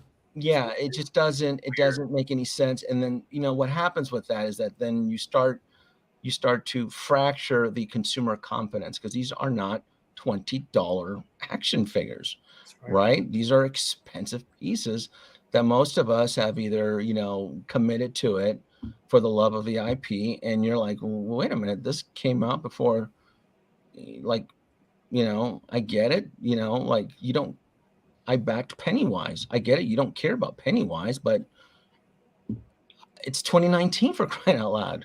We're going at the end, 2022. I get it. I don't know when, for all I know, my Sideshow Pennywise could be sitting out in the ocean somewhere absorbing salt air. I don't know, but right. Well, it would have made more sense if they did do the Spider-Gwen and the Miles, both from the Into the Spider-Verse. Yeah. So here they are. They're both here. Yeah. So then when you take what you're learning from history and you run it through the holodeck simulation, I would then assume that Koska Reeves and Axe Wolves will not be released in the same time frame, because Koska has a head sculpt and Axe Wolves does not. And everybody seems to be on the agreement that they don't even know who the actor was, or it's another Death Watch. So he's going to probably show up months before Koska Reeves. Yeah. Totally agree. Totally agree. Yep. So, I agree with that. I think we're going to probably see him 6 months before her. Yeah. So what does that do to, the interest, and are you going to release Koska Reeves by herself up against the Iron Man Mark I and the Silver Centurion, against Iron Man? I mean, I get it. It is a Star Wars figure, but most hot toy collectors are limited to 1 or 2 pieces within a month's time span. So, yeah, not everybody has that, flex spending type situation, meaning they'll get it, but they'll need some time to get it. Oh, even right now, bro. Like, I'm not rich. Far fucking from it. So like there's already things like I'm already debating, right? I was talking to Mario earlier. I was like, shit, I still need a Tusken Raider. I still need the Assault Tank Commander. And there's the Stormtrooper Commander that just came out. And there was one other Star Wars figure quite recently that just came out that the artillery trooper, the mustard guy with the mortar. I don't have any of those yet. And I feel that pressure where I'm like, oh shit, I need those for my Star Wars collection, and now I'm 4 figures behind right now. But now tomorrow they release Ahsoka Tano Mandalorian version, let's say, right, with the Rosario Dawson head sculpt. I'm picking that up. I'm picking that one up now because I'm like, oh, okay, Tusken Raider, I want the troopers and whatnot, but. Again, you're right. It is a factor of money. So now let's say, okay, I can afford this now and I pick up Ahsoka, but then, more things happen in life or whatever. And then another figure comes out like Snowspeeder Luke. I'm like, shit. Yeah. Okay. I got enough I can pick that up right now. Oh, no, I missed the Raider and those troopers and a couple other new troopers came out too. And I missed them. I understand what you're saying. Like not everything. I mean, these are expensive. They cost money, man. And when you start, and it sucks because we want them to catch up, but then when they catch up, then we get bombarded, and then it's an overwhelming force, right? We're like, oh shit, 7 figures just dropped, and I can't grab them. And then I think that's where you're saying a lot of people kind of tap out at times. They're just like, no, I want it. Like as soon as you say it, holy shit, it's out. You announced it. I want that. Hell yeah, I'm gonna get that. And then when the time comes, and they check their balances, they're like, oh, right. I don't know if I can swing this. Yep. No. And then it's like dead stock, right? Or at least for a while anyway. And that's I got a question for the panel. Brothers Cousin, did you pre-order the 2-pack of Boba Fett from the Mandalorian? Did you pre-order him? No. I bought it straight from Hong Kong. You bought it straight from Hong Kong? Okay. Will, are you getting that 2-pack or not? Yep, I am. I got it on pre-order. Yep. I'm sticking with it because I can think of it as a Mando figure, so I still love it. Okay. Okay, you that's right. The courts do allow that. Let's keep it away from the exactly. We'll keep it away from the ship. That's why I'm not getting the throne version. I'm not getting the throne version. I just remember that scene from Mando, and I'm getting it based on that. Yeah. Okay. All right. It allows us to see how collectors we allowed us to convince ourselves of things. Yeah, that's how we do it. Okay. And then Mafia, I think you got your pack already, or you don't. Yeah, or mine's already here. Yeah, he's got it. Mine's you got yours here. Okay. And I just purchase it from overseas. I don't always overseas, but yeah. Okay. I got too excited. Okay. I was like, I want to get them.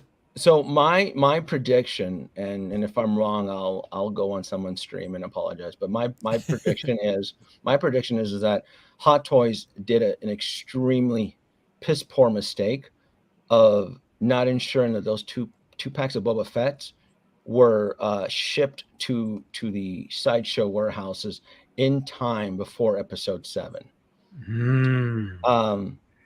Because the Star Wars fanboys are the most finicky divas around, and if episode 7 is a train wreck, you can rest well assured and those 2 packs are going to sit for a very, very long time. And I couldn't believe, like, come on, Hot Toys, like, really? You're not going to try to collect your, to ensure this stuff? before episode 7 airs, where every episode on this show has been controversial, and then the only good one is the one that has the Mandalorian on his own side quest. Did you watch that one, by the way? No, but I will. That is the only one I will be watching, but I'm going to watch it around Christmas when season 3 starts up. There's no reason for me to watch it. It was really good. It was good, yeah. Oh, I believe you. I've seen the Hollywood critics and everybody and most professional insiders have said exactly the same thing that we all probably don't want to admit, is that the best one of this season didn't have Boba Fett, and it didn't have Robert Rodriguez in it. It had Bryce Dallas Howard directing, it had him with a considerably larger budget. I mean, absolutely. Most professional critics pointed that out. That was the first thing. They're like, where did this money come from? Yeah, because it wasn't in, it was clearly all that Grogu money they made. I guess so. Well, that siege on Mandalore clearly took, some budget. It made the rest of the series look cheap. It really did. And I know Robert Rodriguez is a director. I know he kind of goes cheap with his movies. I mean, he shoots a lot of his stuff on his own in his own backyard, on his own soundstage. And you can feel that. But when you look at this last episode with Mando, and I mean, when I first saw it, I was like, who directed this? I automatically knew it wasn't his work when I saw it. And then Bryce Dallas Howard at the end, I'm like, Jesus, there you go. She probably had her dad on the set, blessing everything. Lord Ron Howard on the set. Everybody bow down. We got Backdraft. We got Apollo 13. Move away. Robert Rodriguez, go. Just can you stay in your trailer for now? Ron right. Well, Single Songwriter says it will not be a train wreck, and that episode 5, 6, and 7 was made deliberately as a trilogy. Okay. Well, I've been hearing that since episode 1. 7, 8, and 9. Yeah. I'll give you guys the benefit of the doubt. I've been hearing it's going to get better since episode 2. So I've lost all confidence in this Senate. So I vote a no confidence in this. We're going to, and at this point, I would like to appoint Jar Jar Binks in charge of this show. And let him, and see what happened. Yeah. From the way it was going, it almost seemed like it already was.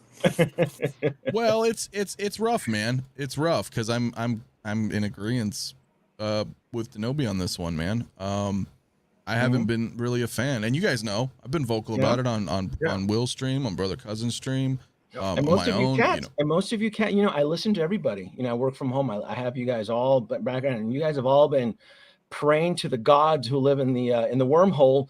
Oh, let's get some Boba Fett releases. Let's get some pre-order announcements. And what do we get? We got Koska Reeves and Axe Wolves. Watch, the next one will be Book of Boba Fett and Mando. Look, I'd get a Black Chrysanthemum if he comes out. Despite my feelings. I've just been like, you guys been praying to the gods to the stone. The Celestial Temple, bro. You know it. Yep, it's all about the prophets. If they make a Bosk, though, that's a different story. So. And then we get Koska Reeves, everybody just rolls with it. Where's the Book of Boba Fett? No, we're not talking about that. We're talking about, Koska Reeves. Yeah. Well, I'm with you, Jim. I think the one that's going to suffer is the Boba on Throne. I think that's the one that's going to suffer if these last couple episodes suck. Yeah, I think that's the one. It's one of those two that's going to sit forever, and it's going to have to get discounted with a $20 coupon and some free shit. I can't figure out which one. One of them is going to sit. I just can't pinpoint which one. I think it's the Throne version because that's more closely associated to the show than it is the. That's what I'm thinking. Yeah, I'm thinking the one with the throne when episode 7, hits the wall and people, start crawling out of the train, disfigured and broken limbs. I'm thinking the throne one is going to be the one that's not going to be talked about for years to come. Yeah, I agree. But that's crazy to me because it's like, as an art piece, I mean, we haven't seen the figure, but looking at the prototype, it looks fucking amazing. So, I mean, it's kind of like the same thing we were saying about the Hellboy figure. The Hellboy, I mean, the movie was ass. I love Ron Perlman's Hellboy and Guillermo del Toro's. That's Hellboy to me. this last one, to be honest, the movie wasn't awful, but it just wasn't that great. But that figure is amazing, and we talking about like a future Grail. I think that has potential to be a future Grail with all the accessories, all the stuff it comes with. It's a great figure, and that figure sold out. So I just don't I don't know. Which I one mean, again, it's Brothers Cousin? I'm sorry. Which one sold out? Hellboy. Oh yeah.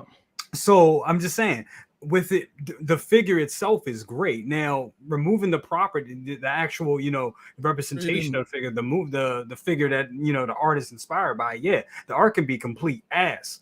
But the figure, if that Boba on the throne is nice, and you get Fennec next to it, it's still a good display. It's still a good piece of art, and that's still Boba Fett. So I don't know. It depends. I mean, well, yeah. That's gonna reflect the end of Mando, right? Now, Yeah, and the only reason I say that is because you have Boba Fett prior. Like let's go back to the OT, right? So if you have an OT Boba Fett, and now you have a new Boba Fett. Regardless of how the show happens, do you feel like, let's say Book of Boba Fett's just bombs, right? And the general consensus is they don't like the new Boba. Does that mean that they won't necessarily pick up the figure because it's still Boba Fett? Do you see what I mean? Like, look at Rey. True. And Rey sold out. Have That's Rey. on her way, and she's on her way to being a Grail. So, well, there's a difference between a small batch, hitting a wait list and something in popularity. Rey was a given that she would end up on wait lists. When you make something in a small batch, it's gonna get kicked into. Same thing with Alita. Nobody pre-ordered Alita. Alita's a great figure. So true. It's so that we have to kind of distinguish, what will become a Grail and what is essentially a chase figure. So if it's in wait list and it's asking about 10 to 20% above its retail value, it's a chase figure. So you're chasing it down through secondary markets before it starts to climb even higher. Yeah. So there's a huge difference with that. Nobody. My thing is that nobody wants to spend X amount of dollars on a figure, $600 on this 2-pack. And then 3 or 4 months down the road, you go and you log into Lion Rock Toys or KG Hobby, and it's on there with free shipping for $3.99, right? It's going to make you feel, I mean, it's not, there's no shields up. I mean, most Marvel figures are experiencing that through Hong Kong resellers. So this is Marvel. This is endgame billion-dollar properties that Nebula, for crying out loud, nobody likes Nebula. I thought Nebula was a great figure, but you can get her at the bargain bin. Next to some CDs, whatever. She's discounted. So we've turned our backs on IP. We turn our backs on IPs all the time. Let's not forget about Game of Thrones. How quickly did we all turn our backs and take a dump on that ending of the show? I did, and I read the books and I watched the show from day one. 2 shows started at the same time. That was The Walking Dead and it was Game of Thrones. Yep. And Walking Dead aired on Halloween of 2010. I remember the day. Right. Can Star Wars bomb? Of course Star Wars can bomb. We saw that with Solo. Nothing's protected. Why would you? I don't. And the sequel figures for most. Sequel figures sat. Yeah. Oh, let's not forget when the sequels figures were sitting, so was Darkseid Anakin. Yeah, for sure. Yes. That's true too. Darkseid Anakin. He sat for a long time. Collecting almost dust. A year. Yeah. Almost a year. Nobody was even interested in buying them. Yeah. Almost a year. It's sat on there. So it's a whack. I mean, it's a tough, wacky hobby. It's not for the faint of heart. I can tell you that. Yeah. What was the Star Wars El Chapo? Well, and at the same time, like you mentioned, there's so many figures, right? There's over 40 Star Wars figures. Correct me if I'm wrong. I think that's what you're saying, right? There's 40 Star Wars figures on pre-order. 30. There's 37. I'm looking at 37 that have not shipped from Sideshow in the U.S. So even though I think a couple of them have been released in Hong Kong, like the Mustard, I still have him on my list because he has not shipped from Sideshow. Right, he still hasn't domestically shipped. Exactly. Yes. So with close to 40, it's no wonder that, if you're a fan of Star Wars, and we're not talking Marvel, DC, we're just saying Star Wars, for example, you've got a plethora of 40 figures, all Star Wars, and it's like, how rich do you think everybody is? Like realistically, right? So when it comes down to it, it's like, who are you going to choose? You can't buy all of them, right? Nope. I mean, so I get where you're coming from on that. There's hype and people are like, oh, cool, this was announced. Hell yeah, this looks great. The scope looks phenomenal. That's $300 times 40. So do you know, averaging, you know, of course, like that's a lot, man. That's a lot. And that's how Will, I know you are, right? Will, you pass on a bunch of shit. Yeah, definitely. I mean, because, and Zenobi and I have talked about this too. I mean, when I first started out in collecting, what was it, a couple years ago, right? I went through, I had no Excel document. I was just pre-ordering everything that I wanted, you know, and then I went through and someone, I think maybe Optical or someone was like, yeah, you should try this. I was like, okay, let's do this test exercise. And I rolled it through my Excel doc and I was like, oh shit. I was like, I think there's an issue here. So this is when I told you to know me, like I canceled Tusken Raider, I canceled Clone Wars Ahsoka, I canceled this new Captain America Falcon, I canceled a bunch of stuff that I was like, all right, we got to trim some fat. And I'm still working down. Now I've worked it down a ton now, I've paid off so much stuff, but I had to work down a lot of my pre-orders to a manageable number. And this was part of the reason why I always argue the point, like Denobi too, of monitoring your pre-orders in Excel doc and really just not pre-ordering at all anymore. Because, you know, you can just, besides statues and third party, if you're really in love with a third party or a statue and you have to pre-order, that's different. But otherwise with Hot Toys, just don't do it and save and wait, because yeah, man, you can't have everything. Like, you know, if you want to build savings or you want to build, you know, any sort of fund outside of collecting, if you like, there's so much temptation in this hobby and we all succumb to it. Let's be real about it. But I'm saying, like, if you don't like kind of step back for a second and appreciate what you already have, then you're going to get lost in it. And trust me, we've all done it. I still do it sometimes. I'll get something and I'll be like, did I really want that? And then like, I'll end up selling it. So, I mean, that's the kind of stuff I think that you try to avoid. And that's why not pre-ordering helps you do that. Because you don't, like, I know I want Cosca Reeves, right? But in 2 years, am I going to want Cosca Reeves? That's the point. Like, you know, it's a huge, I think I will. I think I will. But like Denobi's saying, what else is going to come out at that time, right? Yeah. And then say the Mark I comes out, and then like, you know, say other things. What else is going to get announced? What is J&D going to announce that might come out then? Like, I mean, like, or Prime 1 that I'm going to want. So it's like, I'm probably going to get. Yeah, you're also in a statue game, bro. Right? Because I'm in the statues too. You're in so the I mean. statue. Yeah, so I mean, you got to be really careful. Yeah, and you want that freedom to buy that beautiful Craven. Oh shit, it's not Craven, is it? Oh, Revan. Revan. Revan. Kevin, am I close? Kevin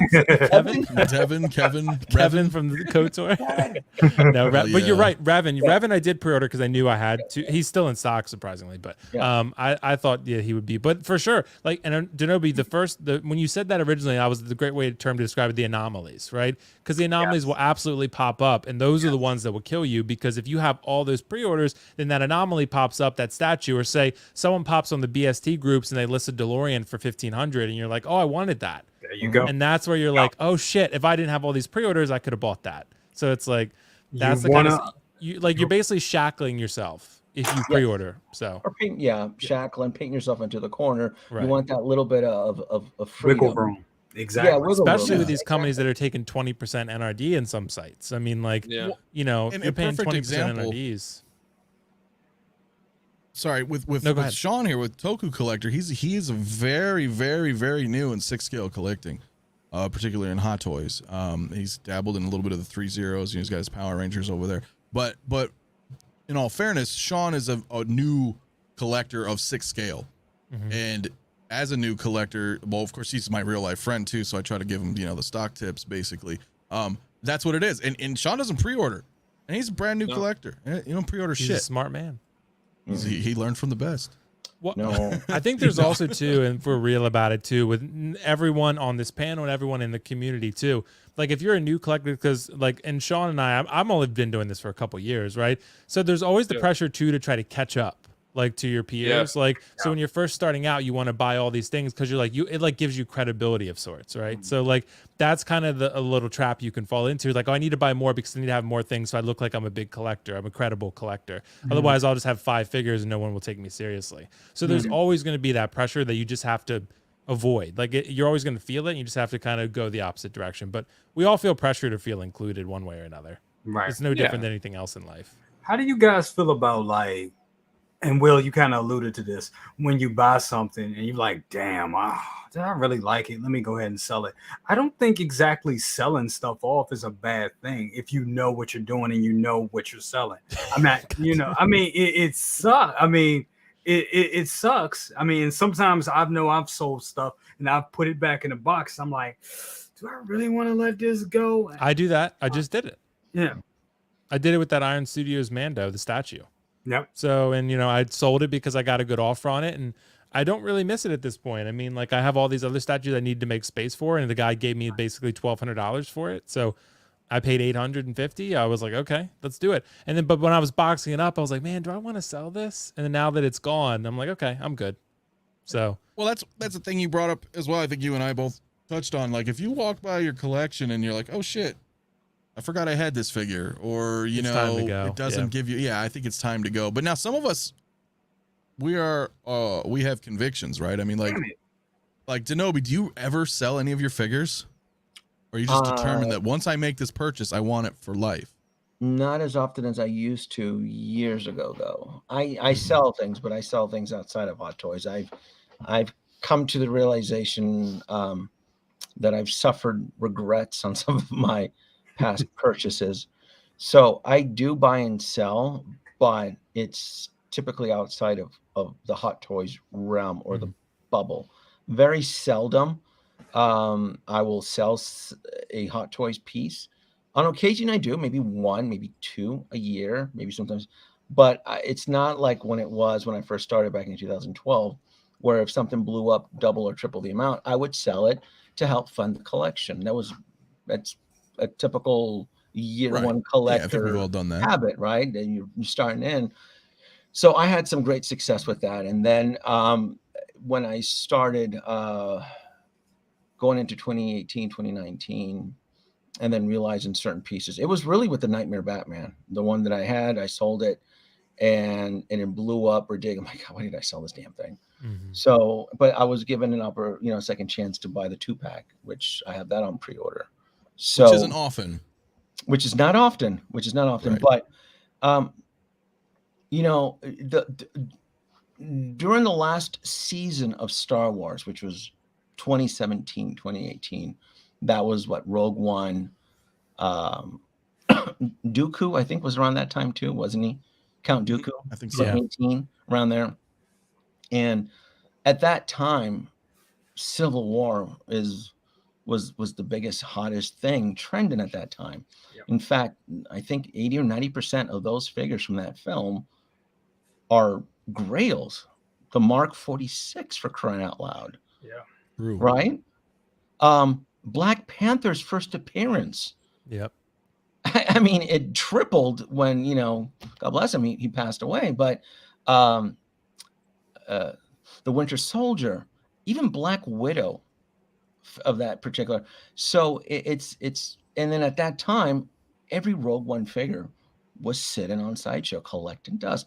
I remember that because I came close to making a Fison video on Jen Erso, and I couldn't come up with a good, funny enough script because I didn't think people cared enough about the movie for me to buy Jen Erso discounted with free shipping from Sideshow. I'm like, I could, I don't think these jokes are funny enough. I don't think people are going to care enough to see Jen Erso as a Fison video because no one gave a shit about Rogue One at that time.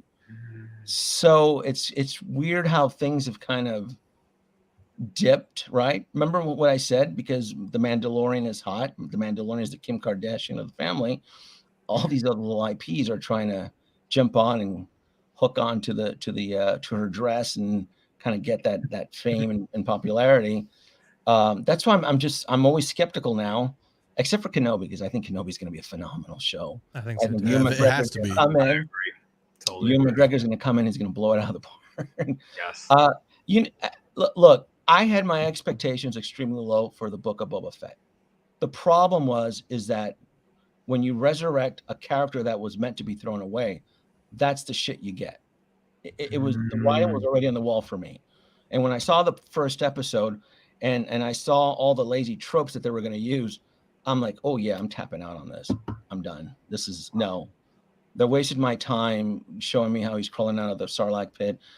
I'm spending 3 minutes being dragged behind a bantha. I go, what is this mess? He's in the back of tank. He can't handle himself with shield ninjas. He's having an asthma attack every few minutes. I go, no, this will not end well for the Jedi. This is not going to go very well. And then when episode 2 showed up and then everybody was like, oh, what's this? It's going to get better. And then every episode, it's going to get better. I'm like, I'm still here. And then when it finally did get better, Boba Fett was sleeping in the back of tank. That's when it did get better. Mandalorian took over in episode 5, and we got a hint of Grogu and that beautiful Naboo N1 starfighter, and I haven't seen the episode yet. I'm gonna save it till season 3. I kind of got a gist of it, and I know some droids were mentioned on it, but it's cool. Yeah, it's clearly a season 3 opener. So I mean, I'll watch it. I don't feel I'll need to see anything else from this show that's worthwhile. And that's unfortunate. Yeah. Right. Yeah. I mean, because there's a boat. There's on the other side of the boat. There's people that love the show. But I'm kind of like I'm over on your side at that point. Like I'm sure I like it, but I'm just like, you could have done so much better. And the budget, like Brother Cousins mentioned earlier, it's clear where the money's going when you watch episode 5. Yes.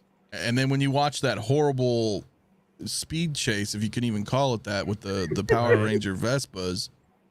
I'm like, come on, bro. I could have made that in After Effects. With the Rodriguez Spy Kids Vespas. Yep.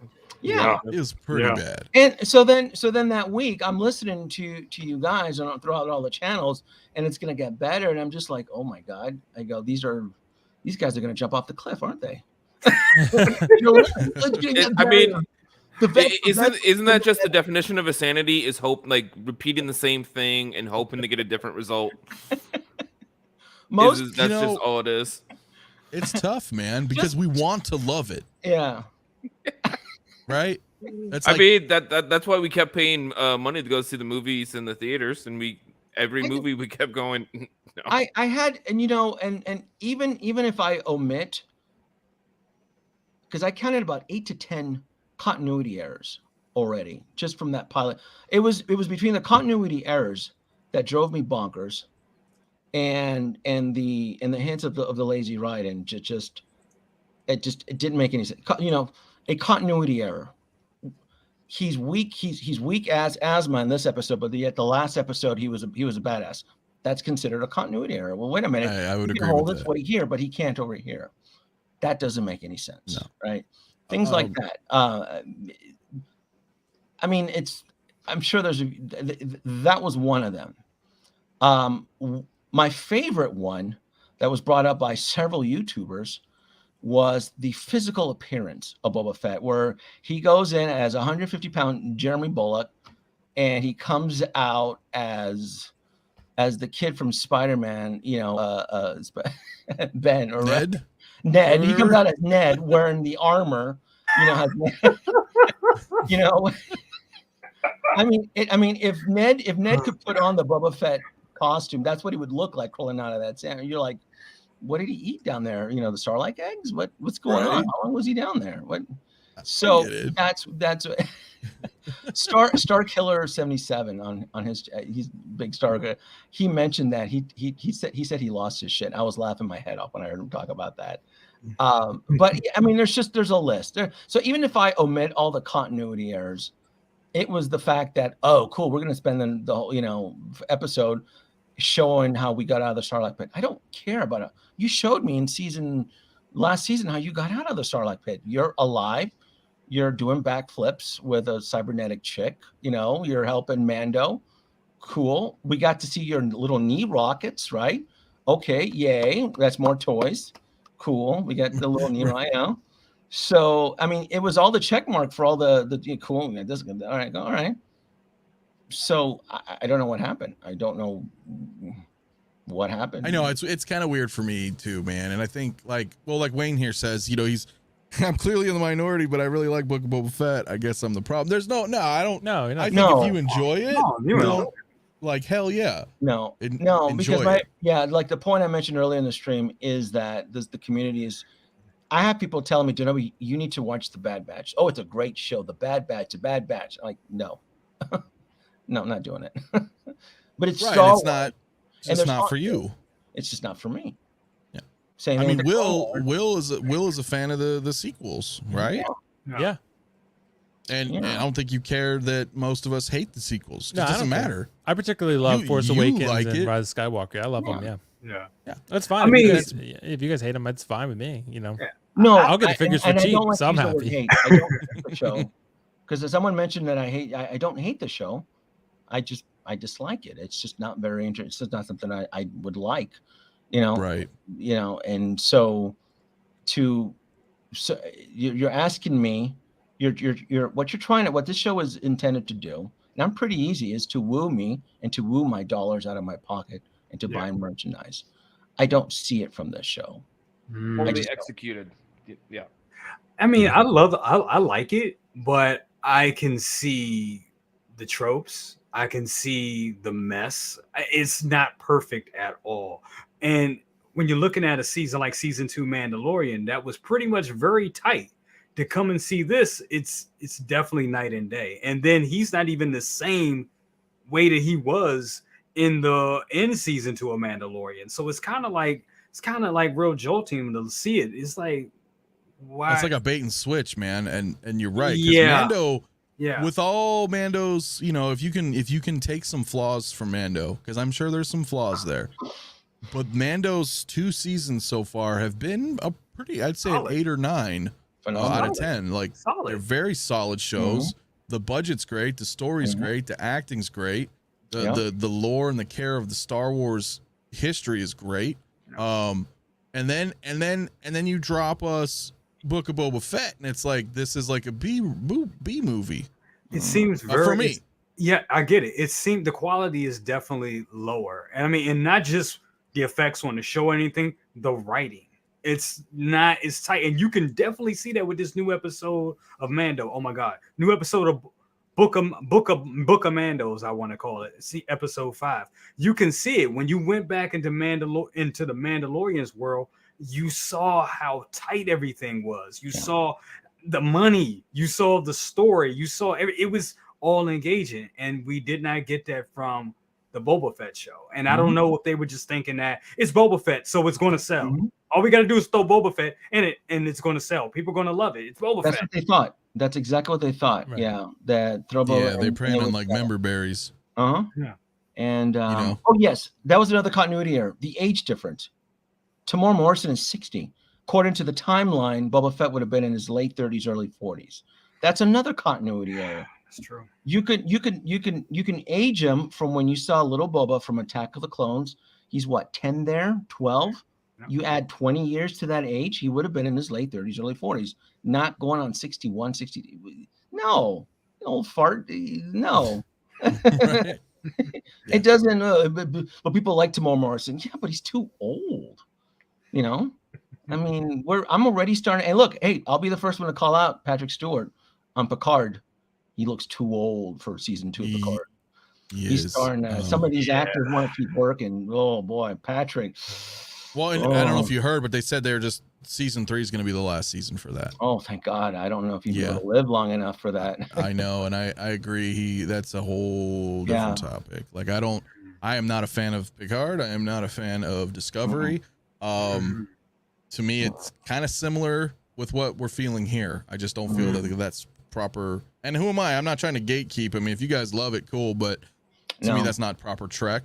I know that sounds very elitist, but that's how I feel kind of with Boba Fett. So Asumi, you know, I don't know what else to say. Like, that's just my opinion. In the mail. Right. I know exactly. So, it is rough, man. It's like we have, I don't know. We all have varying opinions, you know, and what we like and what we don't like. And it's at least it's cool. Like in our community that we can agree to disagree. You know what I'm saying? On certain aspects of that, you know, like I said, I don't, more power to Will for liking the sequels, bro. That's badass. You find enjoyment in that shit, eat it up. Like, you know, and if, you know, Denobi's not a fan of Boba Fett, then that's great. He doesn't have to watch it. You know what I'm saying? It's no sweat off my back. For everybody. That's the great right. thing. Exactly. There's, you know what I'm saying? And I like that. As long as, you know, I think a lot of people hear us when we speak and they're like, oh man, he hates this show, or, you know, this or that. And it's like, nah, man, it's, you know, like what you like, and shit, man. I can't stand olives. Yeah. Not hate. But Olive Garden. You know, like, different. Yeah. not hate. The problem is that I tend to be allergic to bad writing. And so I'm very finicky. I don't watch a lot of TV. There are a lot of good shows out there. Midnight Mass is one of them. If you haven't seen it, I Recommend Midnight Mass. If anybody here has not seen Midnight I think I saw that. It was on Netflix. Yeah, it's on Netflix. Phenomenal show. There's a lot of Invincible, the cartoon show Invincible. That's great. Who's the best? The book in that show, amazing writing from start to finish. Yeah. Jupiter's Legacy up until the very end was really good. So there are a lot of good shows on there. So when you see enough TV, you can usually pinpoint the little this is not going to end very well. Boba Fett from that pilot episode had all the tropes. Mandalorian had surprise. I love the whole serial aspect. I love that he was off a new adventure. Everything about it was it had me hooked from the very beginning. They had their cute little adorable Grogu on there. He was meeting, aliens from different planets. It was just cool. It was just awesome. That's what sets that apart. Because I went into the Mandalorian with no expected, no expectations, right? Versus Boba Fett, like this dude fell in the Sarlacc pit. How the hell did he get out of this damn thing? And now Max Rebo's alive. Get the hell out of here! You guys are out of control. Somehow Max Rebo returned. Right? Max Rebo died on board the sail barge. I don't hear any of that shit. Oh yeah, Braden Robert Kirkman wrote Invincible. Yep, that's right. Right. Yeah, he did. He's getting sued. And he wrote the Marvel Zombies as well. Yeah, definitely. Well, guys, I think we should probably wrap. What do you think? We're a little over 2 hours. I know they're doing their pose war, so I'm gonna try to be a little considerate on that as well. But that's great, man. These are great topics. At the end of the day, though, hell, we all love what we love, and no, no hate, man. If you guys love something, love it, man. If you get, whether it's a show, a hot toy, it don't matter, man. We're all on this rock together, right? Like just kind of living our existence, and we have our own opinions, and shit, man. If you love something, love it, man. That's what I'm gonna say to that. Yeah. Can it be pineapple on pizza? No. I love it. See, you want to fight, Will? Like, because now you really love it. No, honestly, man, I've never had it, so I can't talk shit about it. But it doesn't sound good. It doesn't sound good. Oh my god, it's heaven.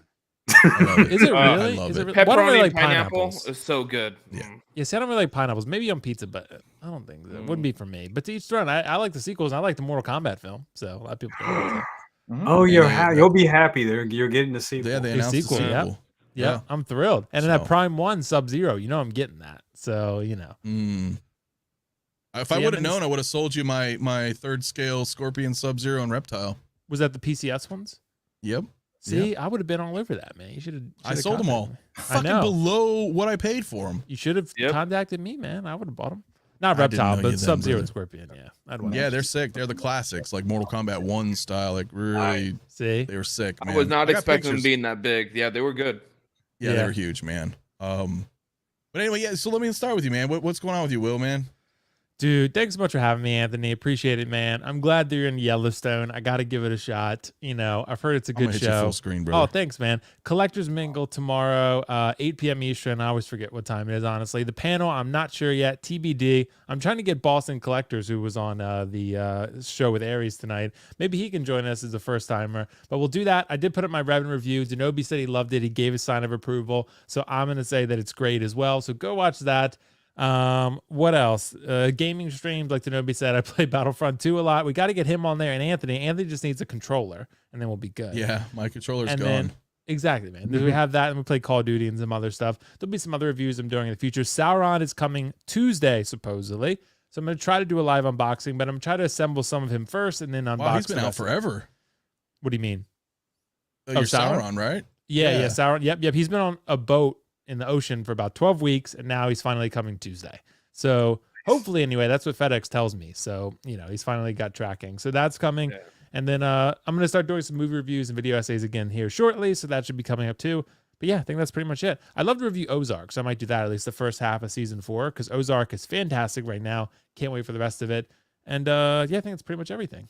So thanks, man. Thanks for having me. Of course, my friend. Let me bounce around here and boom. Oh, Space Pimp. What's going on with you, brother? Man, Anthony, thank you so much for having me once again. It was amazing being with you guys. Oh my God, this was great tonight. Double duty tonight, and I appreciate you guys both of you, Will, you and Will, coming after. Yeah, man. Absolutely. You call, we're here. Definitely. Trying to be made, man. I want one of those made shirts. Got to get that popping. Let's do that. Let's definitely get that. If Jason wants to throw that, that's awesome, man. Let's do it. We'll do it. We'll do it. Absolutely. So Thursday, I got Best of the Best coming again. We're gonna have the winner from the I Want Rex contest. He's gonna be on there with us on Thursday. The panel is probably gonna be a lot of guys you see here. I try to keep it real simple. So we're gonna be doing that. And what else I got going on? Oh, I got a collection tour video. It's been a while since I did one of those. Gonna be doing that, putting that out. That's gonna be great. And any other Hot Toys news, I will try my best to be on top of it. Hopefully we'll get Ahsoka. I don't know. Maybe not. Maybe something, maybe something, or maybe nothing. But you'll hear it. Something pops, you'll hear it from me. But that's about it for me. That's about it. Hell yeah, my friend. Hell yeah. Denobi, sir, I'm gonna bring you up, my friend. Thank you so much for finally being able to get on. It's great doing it on a Saturday. Now I can, again, you know, as I know it's so hard on my Monday. So thank you for showing up, man. I work on the weekends. Saturdays and Sundays are my work days. So I'm usually off on Tuesdays and Wednesdays. That's why I always end up crashing over at Geeking Out for a little bit. He gives me a soapbox. I get to bitch. It's a nice reliever. It makes me feel good. So it's like, all right. There's a couple unboxing videos I keep meaning to do, but I've just been so busy. I want to do a detailed review on the Blitzway Endo arm. I think Brother Cousins has that. Yeah, I got a horrible. Well, we'll talk offline about that. Yeah, did you Brother's Cousin? Did you do a review on it? I did a review on it, but I'll be honest with you, I had to send mine back because one of the fingers broke. Are you keeping it or are you not keeping it? I returned it back. I just returned it back to Sideshow, and I'm actually looking to get another one from Pop Culture in Australia because it's sold out at Sideshow right now. So I was gonna say, you return it, and all they're gonna do is give you back money. That's it. That's it. Yeah, it's done. They told me, they were like, either you can keep it, we'll give you 170 in store credit, or So I returned it and it's done. And I got this guy over here as a replacement. That's the one quarter scale Endo from Hot Toys. But that's a quarter scale behind you? Huh? Yeah, that's quarter scale. Okay. Yeah, but I miss the Endo arm. I really miss it. That's an instant grail. Blitzway, they've been birthing grails. That isn't it already like $2,000 already? It's starting to climb already. $3,000 on eBay. Yeah, I was looking at trying to get another one, but I'm actually as soon as we get off this, I'm actually going to probably order the one from Pop Culture in Australia to try to get it back into the collection because I miss it so much. And my wife was like, even if it breaks again, just get it. But I just didn't want to keep it. I just didn't want to keep the broken one because the motion is to sell. I don't have much time in my day like I used to do unboxing videos. But I did a quick search. There's not a lot of people on YouTube land that have actually done a detailed review on the Blitzway Endo arm. Yeah. So I'm going to try to focus on that. Okay. I was going through a little Star Wars kick. I found something that I used to own a little while ago from Star Trek, and it's probably not going to get any views, though, but most people don't even know what this is. Betcha. Wow. Nice. That's awesome. Featuring the voice of Michelle Barrett Roddenberry. Wow. Nice. Yeah. So dope. I know what that is, but you're right. Not many people are going to know. That's awesome. Yeah. You just had this sitting around? When did that release? When did that release? In 2002, when I originally owned one. I actually had one in 2002. And then when I moved to Las Vegas, I had to sell certain things. So I couldn't for the life of me find this on eBay. So I did an automated search. And within the last month, I got an alert like bing, bing, bing. One just popped up and I was like, I got to grab this thing. So just a little fun fact, Michelle Barrett, the wife to Gene Roddenberry, she recorded, thousands of words in her language, which I know the Roddenberry estate is still working on a Alexa type device where you're right. We can have her. That would be so awesome. And then you will have the voice. You'll be able to say, "Hey, computer," and Michelle Barrett's voice will It's like, yes, you would have say that. So, but before that, this has probably like 100 words in her original language. So I can say, hey, computer, lights on, and then the lights will turn on. Lights on at 100%. So I was going to do a review on that because I went on YouTube and nobody has ever seen it. I'm like, I'll probably try to time it with Picard season 2 when that starts. Even though I think Picard season 2 is going to be trash, they're pulling at my heartstrings by having Q, Guinan, and all that. But anyway, this is not a Trek show. So I'll try to do an in-depth review on Endo Arm this week, and I'll try to do on that. And it's always fun hanging out. I've been meaning to hang out with you in a while. I've had you on my panel, haven't I? Have I done one of my evening runs or midnight runs or? Yeah, okay. We did like an evening one, remember? Because I'm old and I'm dead. Yeah, every time I try to get you to midnight run, you sound like Will. Like I'm in bed at 8:30. Yeah, it's Denobi's like messaging you like 3 a.m. and he's like, "Come on, bro." He's like, "You awake?" And I'm like, "No." Just sends me links to StreamYards at random hours. I'm like, of the "No, night. I'm not awake." Yeah, I don't now. All you cats live in the East Coast. You're like, I know. Yeah, and I'm west. Denobi's a night owl, though. He's And anytime you want to talk Trek too, I'm one of the guys. Obviously. I know you are. I got to get you on there so you can give me some insiders and on XO6 and maybe. I know nothing. You know nothing. Get them to produce the figures that give me a Borg, give me a Klingon, give me a Worf. I'm just well. We'll see. It's gonna be a great year. That's all I'll say. That's gonna be a great year, man. But yeah, I love it. I mean, I love Trek in general too, so I can just shoot the breeze all day on Star Trek, man. At least regular Trek. I'm not. You go to sleep to Trek. The what? You go to sleep to Trek. Yeah, that's what I'm saying. Live and breathe it. Yeah, I live and breathe it. I'm wearing a Klingon hat, dude. You don't realize it, but my camera, where it's positioned on my desk, it's next to starships, and most people I'll show you. Like I could just turn the camera. Don't show him this because Anthony will want to do it. He doesn't wow. There they are. Yes. So that's awesome. It's there. Damn. There's Voyager. Is that Utopia Planitia or whatever? The shipyard. Where are the JJ Star Trek figures? Oh, that's not a lot. No, that did include a custom. So. Yeah, exactly. I'm gonna before I wrap, I'm gonna segue real quick because you brought up a point earlier, and since we're talking about it, markets are huge, right? Different style markets because Chris Pine, Chris Hemsworth, Zachary Quinto, for example, those figures, right? Those hugely will sell overseas in China and Japan, and mostly by the female demographic over there. Like it's stuff like that you don't consider, like you were saying, like the Winnie the Pooh. There are, I think we often forget the worldwide demographics. They're so much different. Like Iron Man's, right? They sell like hotcakes over there. Same thing.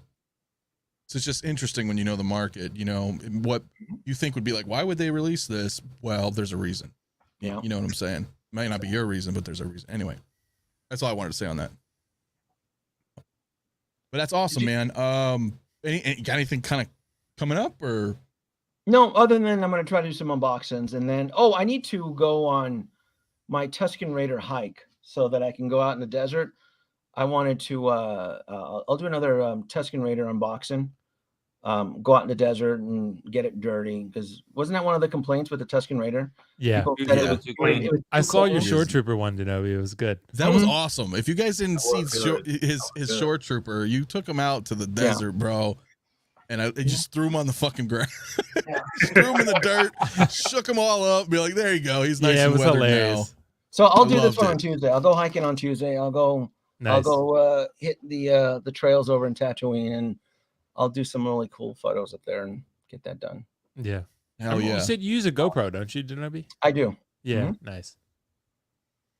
Hell yeah. I can't wait to see that one, because I love that outdoorsy stuff. Like I just took a picture of all 3 of my Shore Troopers outside. I didn't go anywhere. I just kind of went out front in the grass by the palm trees, but it was still cool. I like the outdoors. It's fun. Shots like that's really freaking cool. I'll do then. I'll do a detail in video since you're hyping me up on track. I was gonna do a quick short, like a 1-minute short on this, but I'll do a little because most people don't know that this ever existed. So it's very cool. They had so many weird merchandising too, man, back in the day. They really did. Yeah, that looks sweet, man. I wanna know about that one. Denobi hacks. Yeah, man. It's awesome stuff, man. Sean, though, let me bring you up, bud. Because it's I know you're kind of part of the crew here, but you got anything going on, man? You taking some photos? I know you're trying to do maybe a little bit on Instagram, or. Well, I will be. It's just I've been really busy at work with all the stuff that's going on and stuff like that. So I've just been constantly there. But I'm gonna try. I noticed a bit of a people on Instagram and stuff like that. So I just got like a light box and all that in. So I'm gonna try to figure out how to get that set up because I've never done photos or anything. My collection I normally would just buy for myself, put on a shelf, but. I think that'd be my next thing is that I'm going to kind of delve into that and do some on-hand tutorials myself and figure out how to do some photos. Dude, I think it would be great. You have a lot of figures and you collect a lot of things that a lot of us don't, but they're as far as content creating, I should say. But there's a fan base clearly for a lot of this stuff. A lot of the 3-0s, your Ultramans, your Power Rangers, your Kamen Riders. People want to see that stuff, believe it or not. So I think it's cool that there's a space there. There's a space there for everybody, and everybody loves collecting all sorts of things. So I'm 100%, man. I encourage that, man, to do that because it's fun and you never know. Like I said, it's 2022, man. We got a whole new year, and I swear to God, we're gonna see more.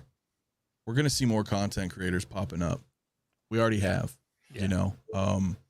So it's gonna be wild, man. It's cool. It's a cool community, seeing people's different perspectives and opinions on what they're doing. And as long as you're having fun with it, that's all that matters, man. Have fun with what you're doing, man. Love what you're doing.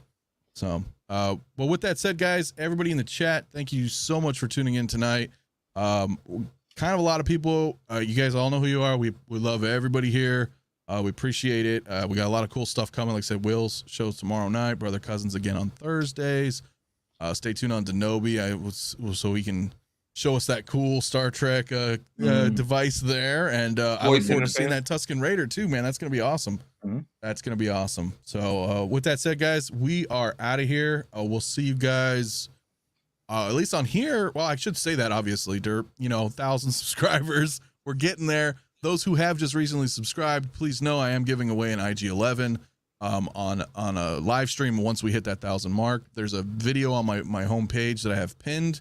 Just watch that video and just comment on that video. That video is the comment that we're going to randomly select on a live stream once we hit that 1,000. And I look forward to it, man. It's going to be an awesome giveaway.